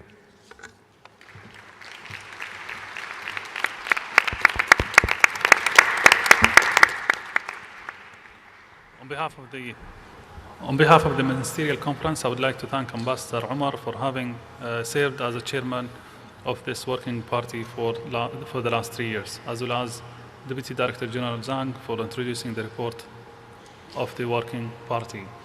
In the light of the report presented by Deputy Director General Zhang, I would like now to turn to the action by the Ministerial Conference on Comoros WTO accession in accordance with the decision-making procedures under Article 4 and 5 of the WTO agreement agreed in November 1995, WT/L/93.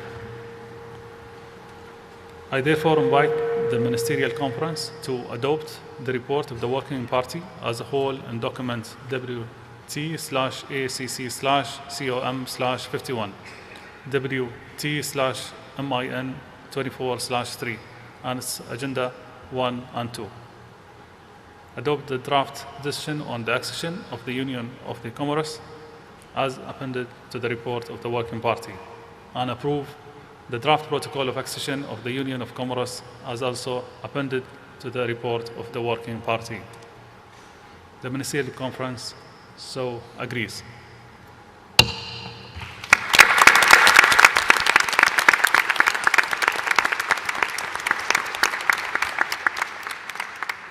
It gives me great pleasure to welcome the decision we have just taken on the accession of the Union of Comoros to the World Trade Organization. I would like to take this opportunity to extend my congratulations to His Excellency President Azali and his entire team, and to the people and government of the Union of Comoros. With regard to the further steps toward Comoros' formal entry as a WTO member, I would like to inform the Ministerial Conference that the signing ceremony of the accession protocol by President Azali and WTO Director General Her Excellency Dr. Ngozi will take place in this room immediately following the consideration of the accession of the Democratic Republic of Timor-Leste. The government of the Union of Comoros will then submit the protocol for ratification by its Legislative Assembly. In keeping with WTO provisions, Comoros will become a member of the WTO 30 days following the deposit of instruments of acceptance of the protocol. It is with a great pleasure that I would like now to invite His Excellency Azali Osmani, President of Union of Comoros, to proceed to the podium to address the Ministerial Conference. Your Excellency, the floor is yours.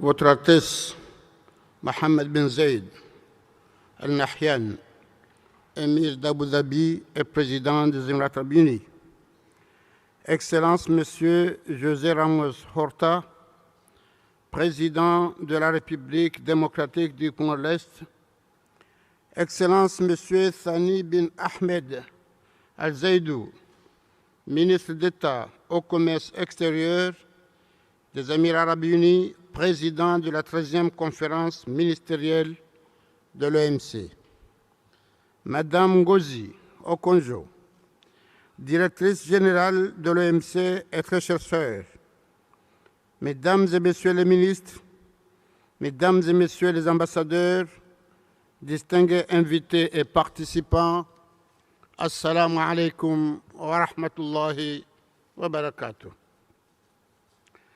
Je voudrais, à l'entame de mon propos, remercier mon frère, Son Altesse Cheikh Mohammed bin Zayed Al Nahyan, président des Émirats arabes unis, pour l'accueil chaleureux et fraternel qui nous est réservé dans cette magnifique ville d'Abu Dhabi et pour les bonnes dispositions prises pour assurer la réussite de nos travaux. En ce moment précis qui consacre l'adhésion des Comores à l'OMC, je ressens une profonde et légitime émotion et pour cause, cela fait 17 ans que mon pays a formulé sa demande d'adhésion à cette importante organisation. Et cela fait 9 années depuis que mon gouvernement et moi-même menons des négociations difficiles pour atteindre cet objectif. Et voilà que Dieu a voulu que ce moment coïncide avec celui où, à la tête de l'OMC, se trouve une personnalité en tout point remarquable de notre continent, ma sœur, Madame Ngozi Okonjo-Iweala, en qualité de directrice générale de l'OMC. Il se trouve aussi que ce grand événement se déroule dans un pays arabe, ami et frère des Comores, avec lequel j'entretiens les meilleures relations avec ses plus hauts dirigeants. Mais aussi, au moment où l'Afrique a décidé de mettre dans cette priorité la création de la zone de libre-échange continental africain, la ZLECAf, vous pouvez alors imaginer le grand plaisir que j'ai aujourd'hui à prendre part à cette cérémonie consacrant cette admission officielle. Altesse, Excellences, Mesdames et Messieurs, le chemin visant à faire de l'Union des Comores le 165e membre de l'OMC est l'aboutissement d'un processus parsemé de concessions, de clarifications, d'engagements spécifiques, mais il a aussi et surtout été fait de volonté partagée, de coopération et de partenariat mutuellement bénéfiques.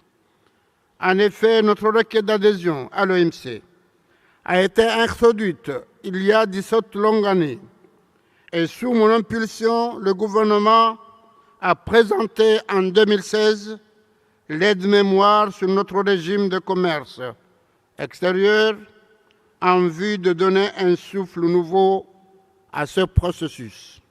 Ainsi, cette importante adhésion que nous célébrons aujourd'hui est l'aboutissement heureux de négociations intenses menées au sein du groupe de travail sur l'accession des Comores. Mesdames et Messieurs, honorables assistants, l'adhésion acquise, nous entamons dorénavant la phase la plus essentielle, celle de la mise en œuvre des engagements en vue de permettre à l'Union des Comores de jouir pleinement des opportunités offertes par le commerce international, mais aussi d'apporter sa pierre à l'édifice. Il s'agira de mobiliser les partenaires au développement autour des besoins en assistance technique et des ressources financières nécessaires pour conduire les réformes permettant de nous conformer aux règles multilatérales du commerce et aux meilleures pratiques en la matière. Il s'agira également de développer une bonne stratégie de communication en vue d'une appropriation effective de ce nouveau statut par le peuple comorien. Notre conviction est que l'adhésion des Comores à l'OMC sera immensément bénéfique à toute notre économie aux entreprises privées et publiques et aux consommateurs. Elle contribuera aux efforts de diversification des partenariats commerciaux de notre pays, à son intégration dans les chaînes de valeur régionales, continentales et mondiales. Avec l'adhésion à l'OMC, mon pays poursuivra ses objectifs de développement durable et d'éradication de la pauvreté, notamment en accélérant les investissements dans des secteurs stratégiques tels que l'agriculture, le tourisme, l'environnement, le secteur maritime et l'économie numérique. D'ores et déjà, des réformes entreprises dans le cadre de ce processus ont généré des résultats tangibles. À titre d'illustration, notre dispositif juridique et réglementaire ainsi que nos politiques ont été progressivement adaptés aux meilleurs standards internationaux. Pour sa part, le secteur privé aspire à un régime commercial plus prévisible et plus transparent, aussi avec la plateforme offerte par le système commercial multilatéral. Notre nation insulaire pourra-t-elle faire valoir sa voix au même titre que ses partenaires commerciaux internationaux? Cette adhésion renforcera encore davantage la visibilité de l'Union des Comores sur la scène internationale après la présidence comorienne de l'Union africaine qui vient juste d'arriver à son terme. Cela dit, mon pays en tant que nation, dont l'ambition est de parvenir à l'émergence à l'horizon 2030, suivant une transformation structurelle de l'économie, pourra également apporter une grande contribution à l'édifice de l'OMC. D'abord, par son appartenance à plusieurs communautés économiques régionales et à des organisations internationales telles que l'ONU, l'Union africaine, la francophonie, la Ligue arabe et j'en passe. Ensuite, parce que cette nouvelle donne intervient dans un contexte de mise en œuvre de l'ASLECAF qui sera bénéfique aux partenaires commerciaux régionaux comme internationaux au pays. En effet, la Banque mondiale estime que la mise en œuvre de réformes ambitieuses entraînerait la hausse de l'investissement privé de 13% du PIB d'ici 2030. Et c'est pourquoi mon gouvernement fera de l'attraction des investissements directs étrangers une priorité pour favoriser la réalisation de ces performances macroéconomiques. En outre, en application des règles de l'OMC, des réformes seront engagées dans le secteur des services pour attirer les idées et favoriser une concurrence saine au profit des consommateurs et des producteurs. Honorable assistance, Mesdames et Messieurs, mon pays doit son adhésion à l'OMC à la volonté, à l'accompagnement d'acteurs nationaux comme internationaux, à qui je rends un hommage appuyé pour le soutien indéfectible. Je pense en priorité au premier président du groupe de travail, l'ambassadeur de Pérou, dont la mission est arrivée à terme avant la conclusion des négociations. Nous le remercions pour le professionnalisme et la détermination avec lesquels il a conduit ces négociations. À son successeur, M. Omar Zniber, ambassadeur du Royaume du Maroc et à Genève, je dis un grand merci du fond du cœur pour son engagement fraternel, sa détermination sans faille et son remarquable professionnel.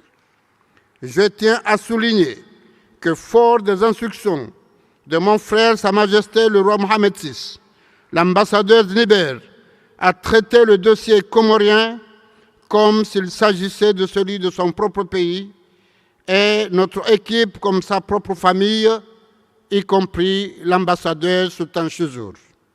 Bien évidemment, on doit aussi énormément le succès de ces négociations à ma très chère sœur, Madame Ngozi, au Congo, directrice générale de l'OMC, qui s'y est personnellement investie, et notamment à travers ses conseils avisés et ses pertinentes recommandations.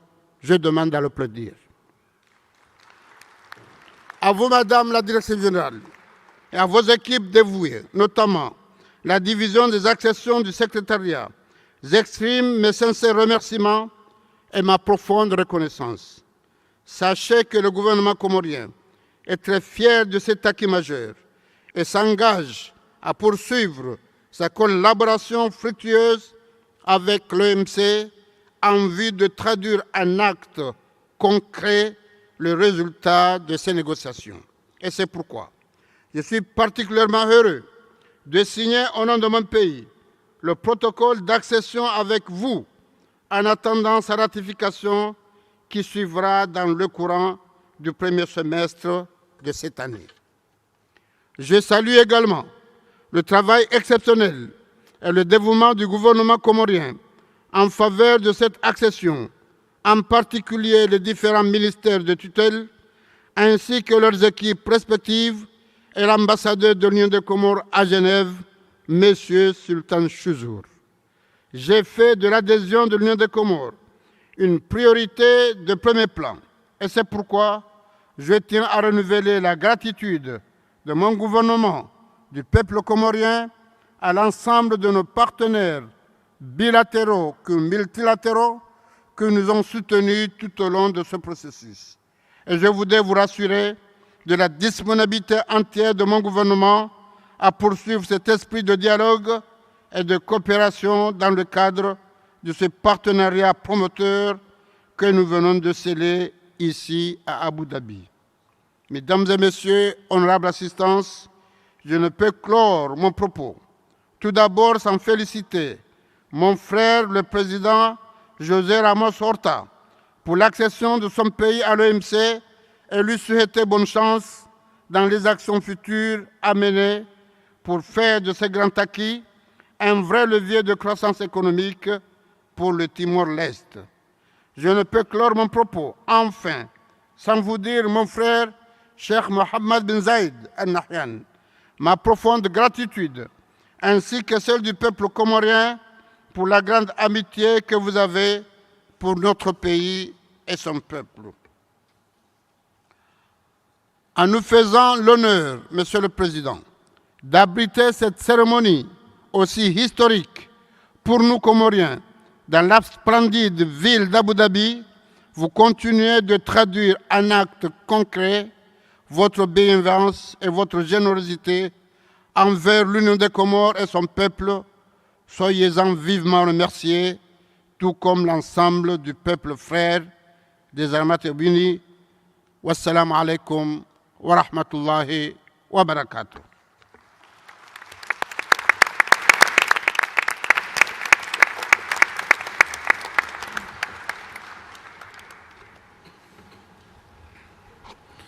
On behalf of the Ministerial Conference, I would like to express my warmest appreciation to President Azali for his address. I would now like to take up the accession of the Democratic Republic of Timor-Leste. I would like to recall that on the 11th of January 2024, the Working Party approved a referendum the accession package of Timor-Leste. The report of the Working Party is now before the Ministerial Conference in document WT/AC/TLS/34 WT/MIN24/4 and Addenda 1 and 2 for consideration and adoption. I would like to invite the chairperson of the Working Party of the Accession of Timor-Leste, Ambassador Roy of Portugal, to introduce the report of the Working Party. Ambassador, you have the floor.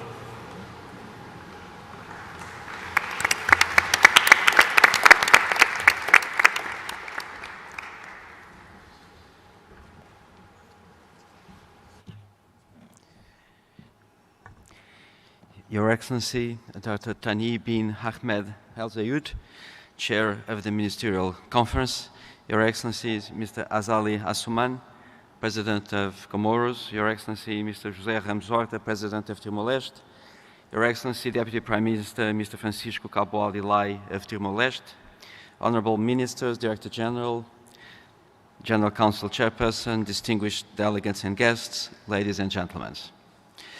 As Chair of the Working Party on the accession of the Democratic Republic of Timor-Leste, I am honored to present the accession package of Timor-Leste and to report on the conclusions and recommendations of this package. The Working Party was established in December 2016 to examine Timor-Leste's request for WTO accession. Since its first meeting held in October 2020, in the midst of the COVID pandemic, the Working Party has a total of 7 meetings, with the final meeting held just last month, concluding the accession negotiations in a record time of 3 years and 3 months. This impressive achievement is the result of Timor-Leste's strong commitment and members' unshaken support to this LDC accession. The results of the negotiations constituting the terms of accession are contained in the following documents. The report of the Working Party, circulated in document WT/ACC/TLS/34, WT/MIN24/4, the schedules of concessions and commitments on goods, contained in document WT/ACC/TLS/34 Ed 1, and WT/MIN24/4 Ed 1, and the schedule on specific commitments on services contained in documents WT/ACC/TLS/34 Ed 2, and WT/MIN24/4 Ed 2. This package was adopted ad referendum by the Working Party at its final meeting held on the 11th of January 2024. The adopted report contains in its appendix the draft decision for the Ministerial Conference and the draft protocol of accession. The protocol incorporates by reference the specific commitments undertaken by Timor-Leste in the report of the Working Party. By this action, the Working Party completed its mandate and forwarded the document to the 13th Ministerial Conference for action. Mr. Chairman, during the course of the accession negotiations, Timor-Leste has done impressive work in a number of areas. This includes the adoption of WTO consistent legislation, with over 330 legal pieces being notified to the Working Party, setting a new standard for other accessions. Timor-Leste has also undertaken several first-exceeding LDC commitments in areas such as the Information Technology Agreement, Services Domestic Regulation, and Fisheries Subsidies Agreement, making a significant contribution to strengthening the rules-based multilateral trading system. It is my assessment that this accession package has set a clear roadmap for sustained domestic reform in Timor-Leste to promote economic growth, stability, and peace. Before I conclude, I would like to recognize the political leadership provided by President José Ramos Horta throughout this process.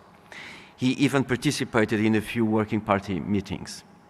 His vision that WTO membership is a stepping stone for Timor-Leste's goal to join ASEAN has served as a key driving force in the process. I would like to pay tribute to Timor-Leste's devoted and committed team under the chief negotiation, Deputy Prime Minister Francisco Cabo, who led the process in the final critical stage, and Minister Joaquim Amaral, who led before that. This team has done an exemplary job, working often around the clock in Dili and in Geneva, especially during the final months. Our members are also deserve a lot of credit. They supported and worked hard with Timor-Leste, demonstrating goodwill and pragmatism to overcome challenges and enable the smooth conclusion in the accession process.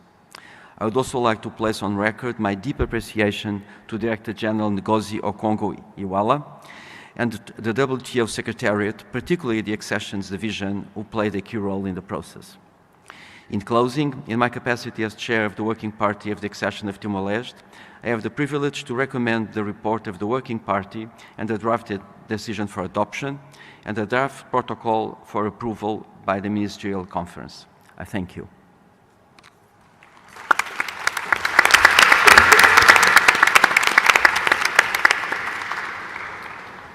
On behalf of the Ministerial Conference, I would like to thank Ambassador Roy for having served as the chairman of this working party for the last 5 years. I would like now to turn an action by the Ministerial Conference on Timor-Leste's WTO accession in accordance with the decision-making procedures under Article 9 and 12 of the WTO agreement agreed in November 1995, WT/L/93.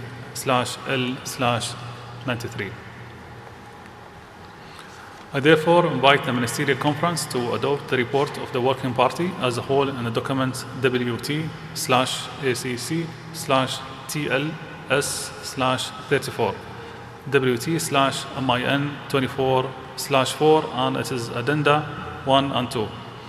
Adopt the draft decision on the accession of the Democratic Republic of Timor-Leste as appended to the report of the Working Party, and approve the draft protocol of accession of the Democratic Republic of Timor-Leste is also appended to the report of the Working Party.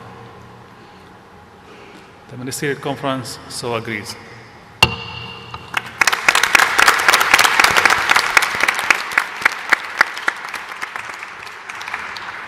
It gives me a great pleasure once again to welcome the decision we have just taken, this time on the accession of the Democratic Republic of Timor-Leste to the World Trade Organization.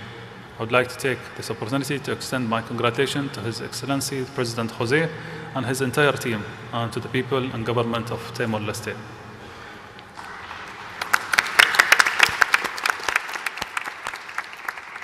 Excellencies, the decision we have just taken on the accession of Comoros and an island LDC in Africa and accession of Timor-Leste, an island in LDC in Asia, testifying to the world's confidence in the WTO and multilateral trading system. I strongly believe that through their future membership in WTO, both Comoros and Timor-Leste will have stable and predictable frameworks for economic engagement with other nations, which will boost trade, growth, and prosperity. With regard to the further steps toward Timor-Leste's formal entry as a WTO member, as in the case of Comoros, the signing ceremony will take place immediately following this session. The government of the Democratic Republic of Timor-Leste will then submit the protocol for ratification by its legislative assembly. Timor-Leste will become a member of the WTO 30 days following the deposit of instrument of acceptance of the protocol. With these words, it is with a great pleasure that I would now like to invite His Excellency Jose Manuel Ramos, the President of the Democratic Republic of Timor-Leste, to proceed to the podium to address the Ministerial Conference. Sir, you have the floor.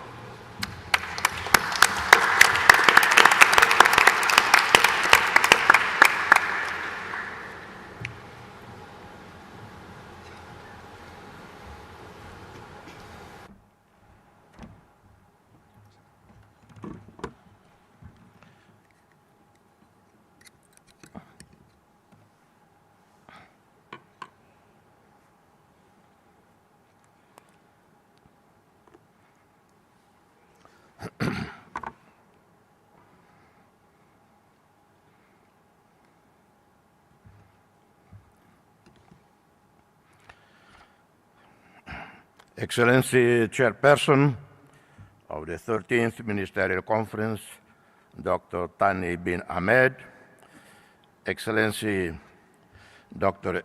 Ngozi Okonjo, Director General WTO, Excellencies Ministers, Excellences, Monsieur le Président de la République des Comores, pays frère.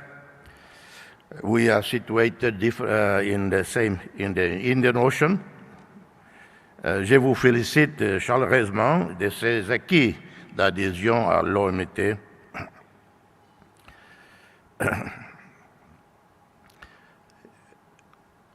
My warmest greetings to my President of my national parliament, the Deputy Prime Minister, and ministerial colleagues, members of parliament, who took the time to come to this event. I warmly thank the host country and authorities, as well as WTO conference organizers, for the warm reception accorded to me and my delegation. I warmly congratulate the host government and WTO Secretariat for the successful preparation of this ministerial conference, a historic moment for my country as we inch towards integrating into the global economy and trade. Our Prime Minister, Xanana Guzmão, founding father of the country, would have been most pleased to be here leading the Timor delegation, but with a full domestic agenda, he asked me to be here today.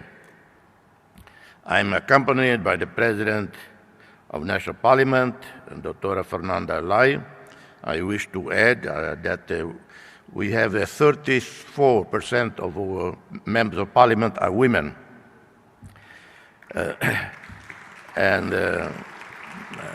Many of the cabinet members, the most important ones, are actually women also. In my own office, the second person in charge, chef de cabinet, the third person in charge, and the fourth person in charge are all women.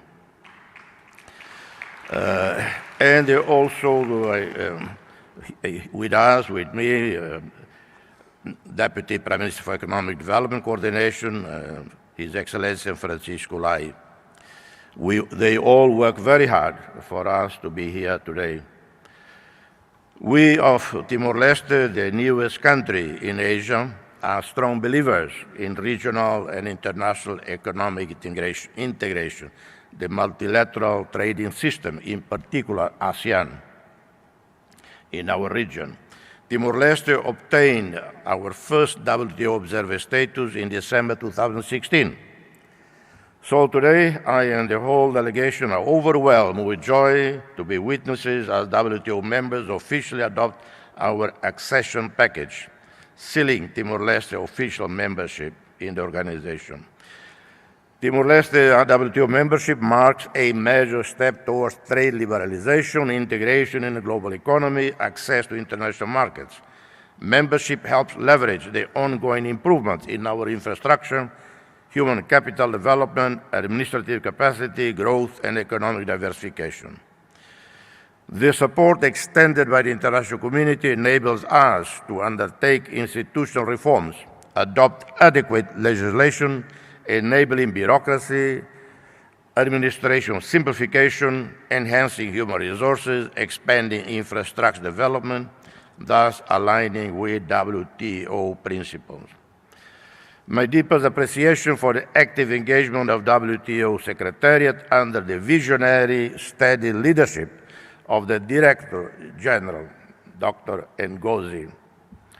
I have had the privilege in meeting the DG on several occasions in different cities, in different countries in the world.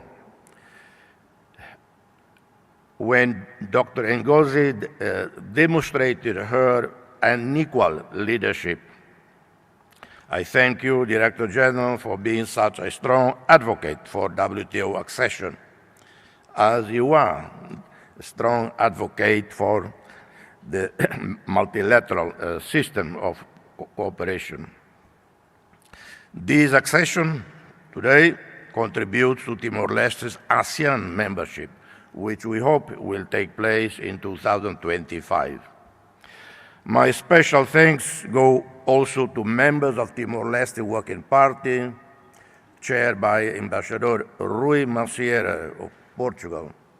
Muito obrigado, caro amigo, Rui Macieira, for their exceptional commitment in support of our accession towards the end of this current phase of our accession journey. Some words of recognition are due to Timor-Leste permanent representative to the UN in Geneva, Ambassador Lourdes Bessa, for her tireless leadership, hard work, and of her mission staff. I am particularly pleased that our WTO accession is taking place in Abu Dhabi, birthplace of Sheikh Zayed, who unified the peoples of the Emirates. He dreamed of and built a country that is today a beacon of human fraternity and peace. And in pursuing this dream, he unified the Emirates, founded the United Arab Emirates, and it was here that the historic Declaration of Human Fraternity, co-authored by His Holiness Papa Francisco and the Grand Imam of Al-Azhar, Cairo, Professor Ahmad Tayeb, was signed on 19 October 2019. The dream of Sheikh Zayed, his legacy, is continuing with His Highness Sheikh Mohammed bin Zayed, President of the United Arab Emirates. So it couldn't be more symbolic, significant that we are here today. Timor-Leste accession in itself is bringing benefits to the country, and we expect that further benefits will materialize in due course. Being a member is essential to unleash the potential of our economy in several sectors. We are committed to diversify our economy, become a part of the value chain of global economies, to improve the well-being of our people through trade.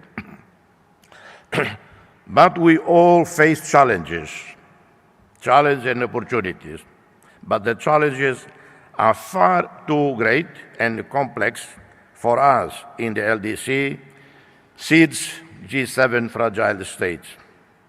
Some challenges are common to much of the world. Challenges related to climate change, unstable weather patterns, highly infectious global pandemics, outbreak of armed conflicts, unmanaged global rivalries, some of which have escalated into catastrophic wars unseen in decades, with obvious impact on the global economy, causing catastrophic supply chain disruption, rising costs of basic commodities, and impoverishing further the hundreds of millions living in abject poverty at the world's edge, at the edge of the world. In addition, as if the global landscape is not sufficiently dark, an extremely worrying challenge is the global debt crisis, which stands today at US $313 trillion in 2023. This, according to the latest report of the International Institute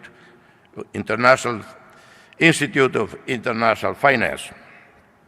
This represents 330% of global GDP, of which 55% are from developed markets. Excellencies, dear ladies and gentlemen, dear friends, we, the international community, we seem to be sleepwalking right into another financial meltdown, which could be far worse than all previous ones. Timor-Leste debt, our debt is a mere 13%, and none to commercial banks. We have a highly praised, well-managed sovereign fund. In the midst of the above-mentioned challenges, opportunities may arise also, and we must know how to seize these opportunities for our benefit. Small economies must find ways to complement each other to enhance our respective economies through joint investments, joint ventures, and trade. However, G7 and G20 countries, commercial banks, holding developing countries' debt, should have written off the entire global debt of developing countries. In addition, new financial mechanisms should have been created or should be created in the order of $1 trillion every 3 years to support green economies, renewable energy transitions, primary education and primary health care, agriculture, food security, clean water, sanitation, global vaccination programs to end preventable illnesses, support for women during pregnancy and after, support programs towards elimination of child malnutrition and stunting, child labor and child slavery, support for women in rural areas, and support small to medium-sized women's businesses. Anything less would be band aid. Can the international community mobilize these funds needed? Yes, we can. A combination of governments, banks, public and private sector, the billionaires of the world. After all, at each crisis, the 2008-2009 subprime and other financial crises, and for the ongoing wars, particularly Gaza and Ukraine, and many other wars, hundreds of billions of dollars have been found to fund unwinnable wars. So let's rise to the ethical, moral challenge and invest in the most just, necessary war, a clearly winnable war, the war against extreme poverty. In closing, my country continues to count on members and partners' support during the post-accession phase. As an LDC, we recognize our weaknesses and need for tailored support to leverage domestic reforms harmonized with the WTO rules and regulations. As a new member, we will continue to learn from our older peers with the hope to bring in additional values, thus contribute to further strengthen the cooperation between our nations. Last but not least, a boutique Timur Cafe is right outside. Timor-Leste, besides some oil and gas, we have the best coffee in the world. I know some here, Colombians, Panamanians, Costa Ricans, Brazilians, Papua New Guinea, Jamaica, Kenya, Ethiopia, they all would disagree with my claims.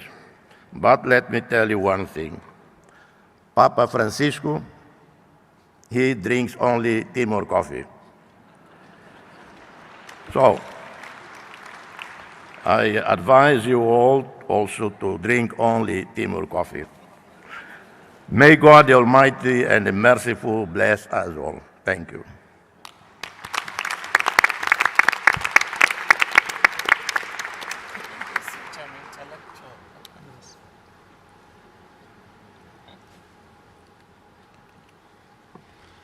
On behalf of the Ministerial Conference, I would like to express my warmest appreciation to President José Manuel Ramos Horta for his address.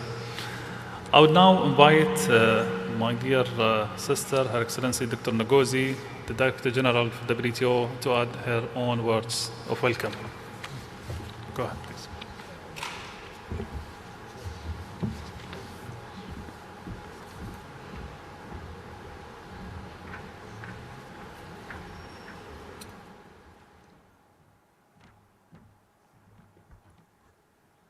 Thank you, Excellency MC13 Chair. This is a very, very wonderful moment for me, and I know for all of us. Excellencies, ladies and gentlemen, I'm so delighted and touched to join the MC13 Chair in congratulating the governments and peoples of Comoros and Timor-Leste, and in welcoming them as new members of our WTO family, bringing our total membership to 166. Woo!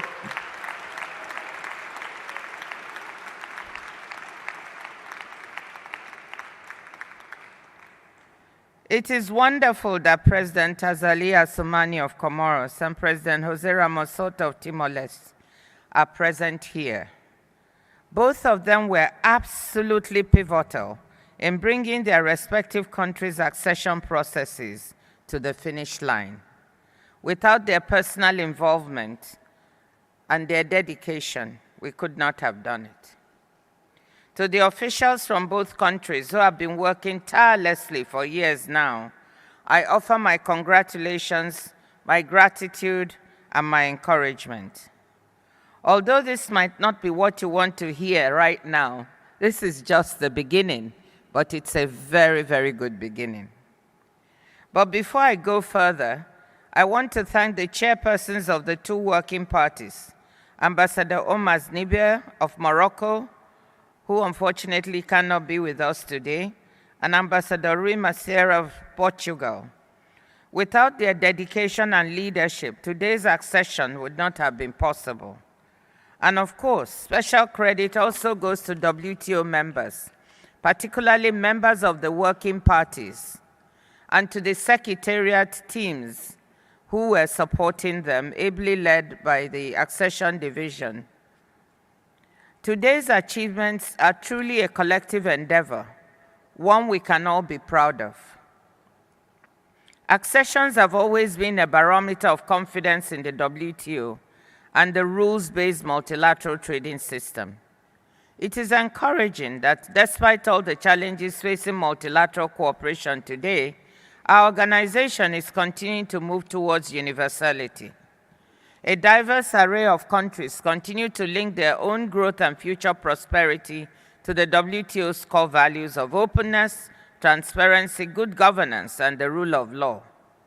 I hope that Comoros and Timor-Leste will serve as inspiration for the 22 governments waiting to join, especially other LDCs and fragile and conflict-affected states. I said before that accession is a beginning. The benefits of WTO membership are not automatic, and our new members will need a support network to continue domestic reforms and to operate effectively in the global economy. The Secretariat is already stepping up its assistance in this regard, and it is my sincere hope that the rest of the members will provide technical assistance and supply-side support to accompany these two LDCs in the post-accession phase. Finally, as I said in my opening remarks, it has been 8 years since we last welcomed members, the longest gap yet. I hope we are not going to wait 8 more years. Not if I have anything to do with it. Comoros and Timor-Leste have demonstrated that countries facing daunting and unique challenges can overcome them with political will and determination on the part of acceding governments, together with adequate support from the international community. International organizations and development partners can make an important difference here by offering enhanced and coordinated technical assistance and capacity building to countries seeking to join the WTO. The two heads of state here are both presidents with whom I have worked closely, and in the case of President Ramos Horta, as he said, we've known each other for quite some time. I really want to say a special thank you to them for persevering and to their staff, because if not for their belief, we wouldn't have been able to get here. On behalf of the membership and the organization, I'm delighted to say to Comoros and Timor-Leste, Karibu and Benvindo, welcome. And let's all try to make joining the WTO even more special by delivering results here in Abu Dhabi this week. Thank you.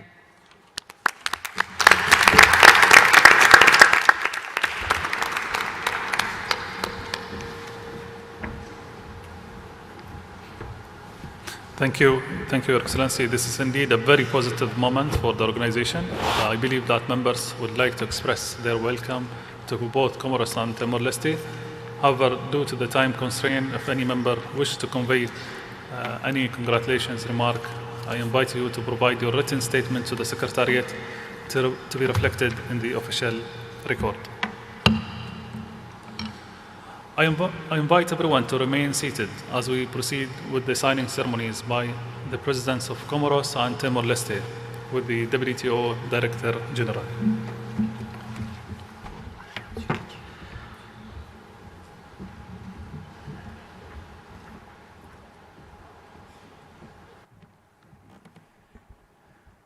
Congratulations once again to Comoros and Timor-Leste on this milestone. As just announced by the MC13 chairperson, we will now proceed to the signing ceremonies of the Protocols of Accession. We will start with the signing ceremony for the Protocol of Accession of the Union of the Comoros, presided by the Director General. Let me invite His Excellency President Azali Assoumani to join the Director General at the signing table.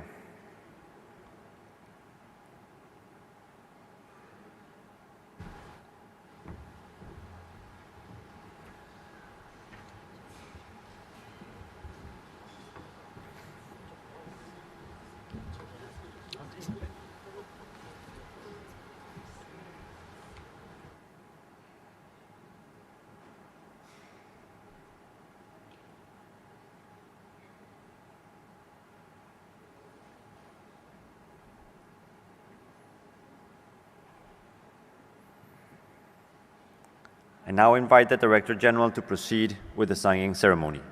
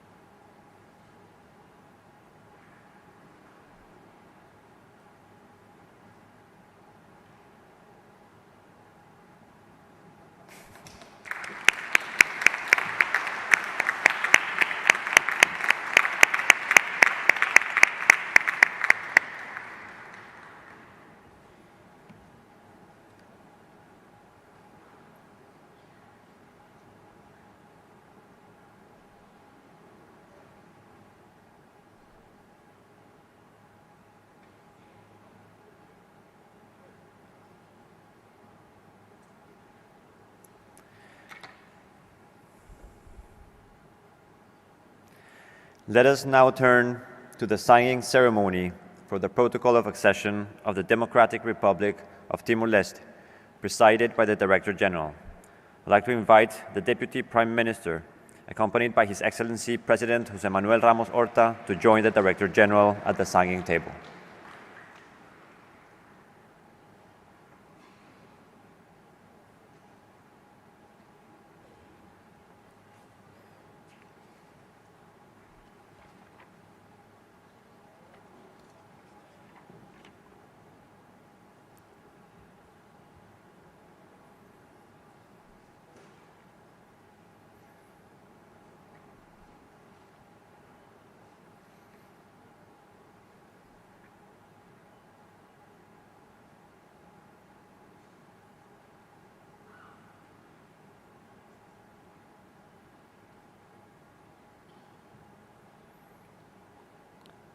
I now invite the Director General to proceed with the signing ceremony.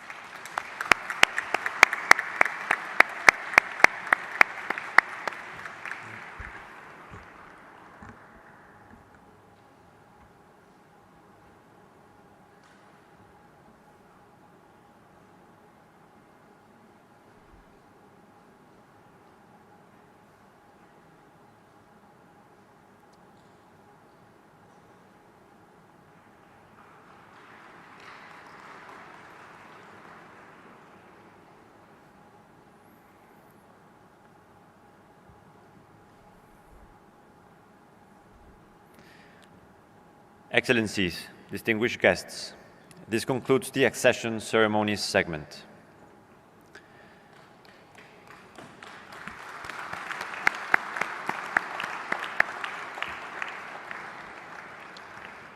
Let us now proceed to the final segment of the opening session, which is the ceremony on the deposit of instruments of acceptance of the Fisheries Subsidies Agreement. Let me therefore invite the Director General to address the Ministerial Conference on this important matter.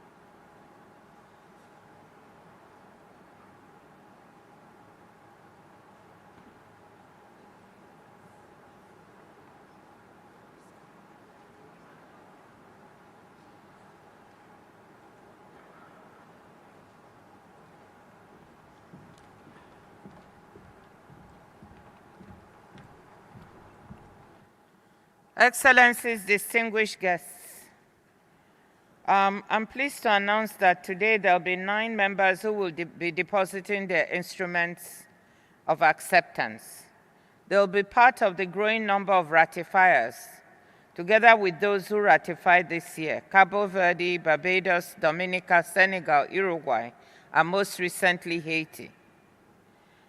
As I said, the number we're going to have this week is 70, because there are 1 or 2 ratifiers who will not be giving their instrument today, but tomorrow or next.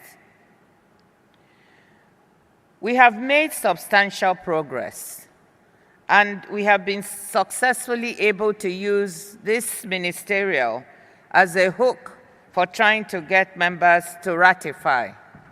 Not because we're just interested in ratification for its sake, but because we're dealing with an opportunity to help improve the sustainability of our oceans.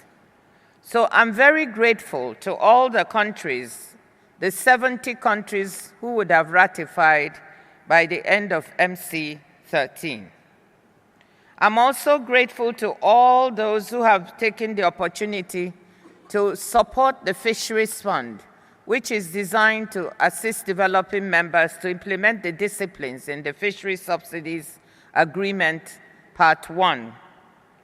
And the most recent deposit has come from the Republic of Korea with a contribution of $1 million to the funding mechanism. Actually, the most recent is from the UAE, which has deposited also $1 million to the mechanism. So I want us to give them a round of applause. And now, to deposit their instruments today, I have the pleasure to announce the names of the following countries, and I'd like the ministers to come one by one. Let me announce the names first of those who are depositing: Saudi Arabia, Brunei Darussalam, Chad, Rwanda, Togo, Turkey, Malaysia, Norway, Uruguay. So we will start with the Kingdom of Saudi Arabia.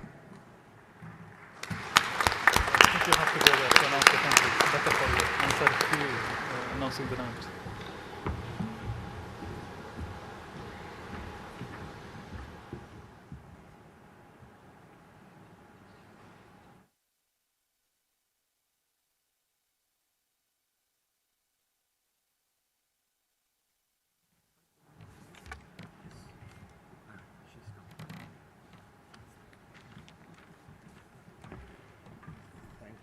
Thank you so much. I'm so happy.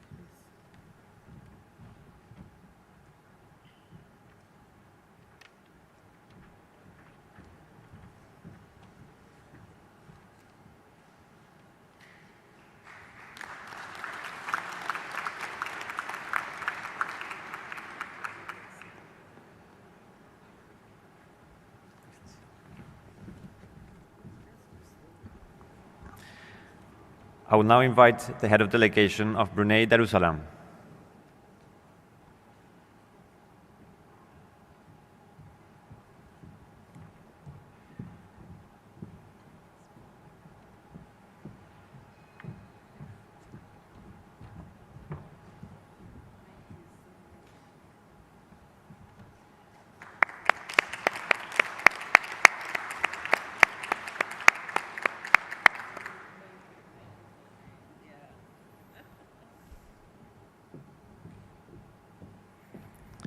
I now invite the head of delegation of Malaysia.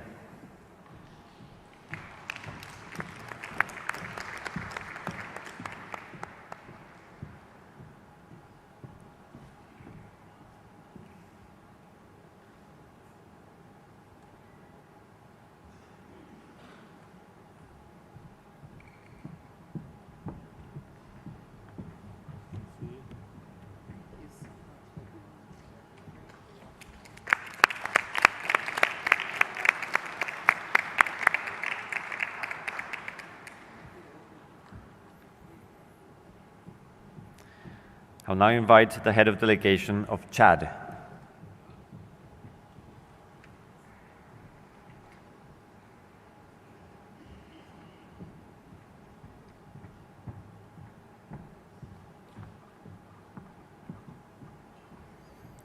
We'll come back to Chad. I'll now invite the delegation of Norway.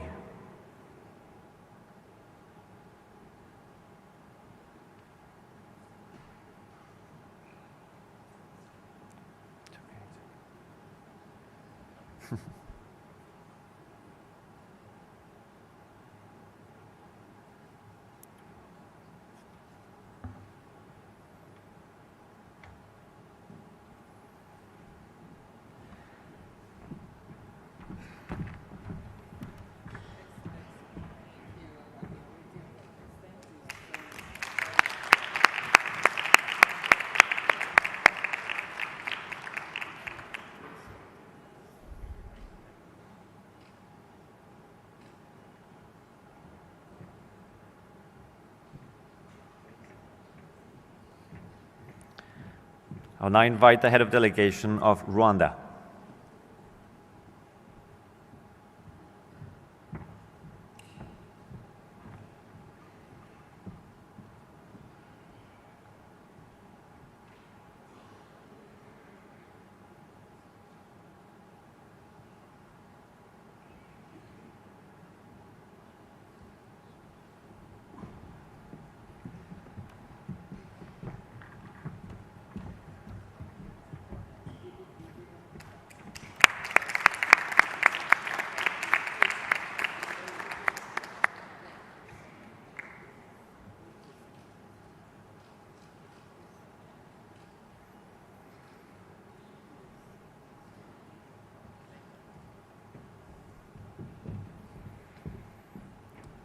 I'll now invite the head of delegation of Togo.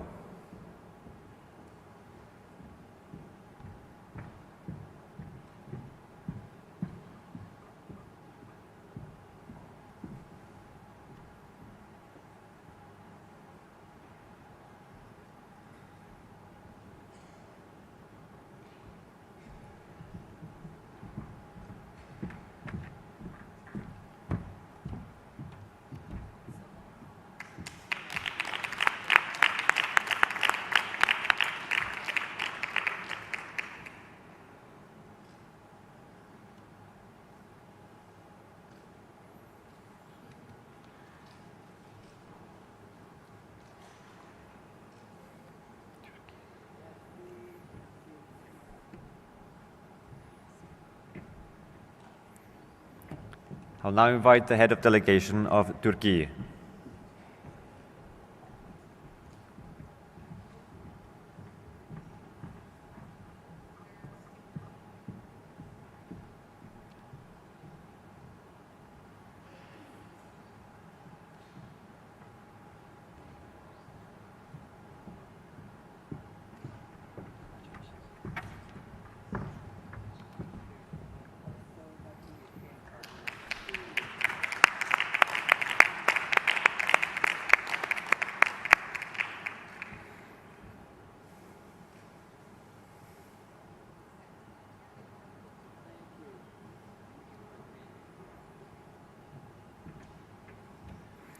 I now invite the head of delegation of Uruguay.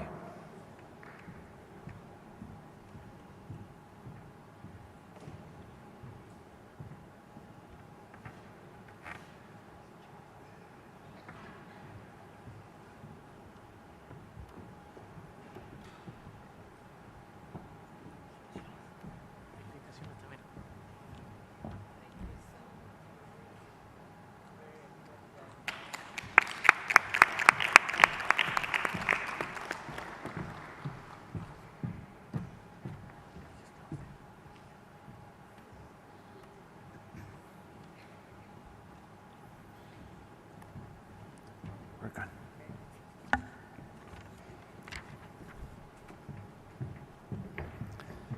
So congratulations once again to all our new depositors of instruments of acceptance.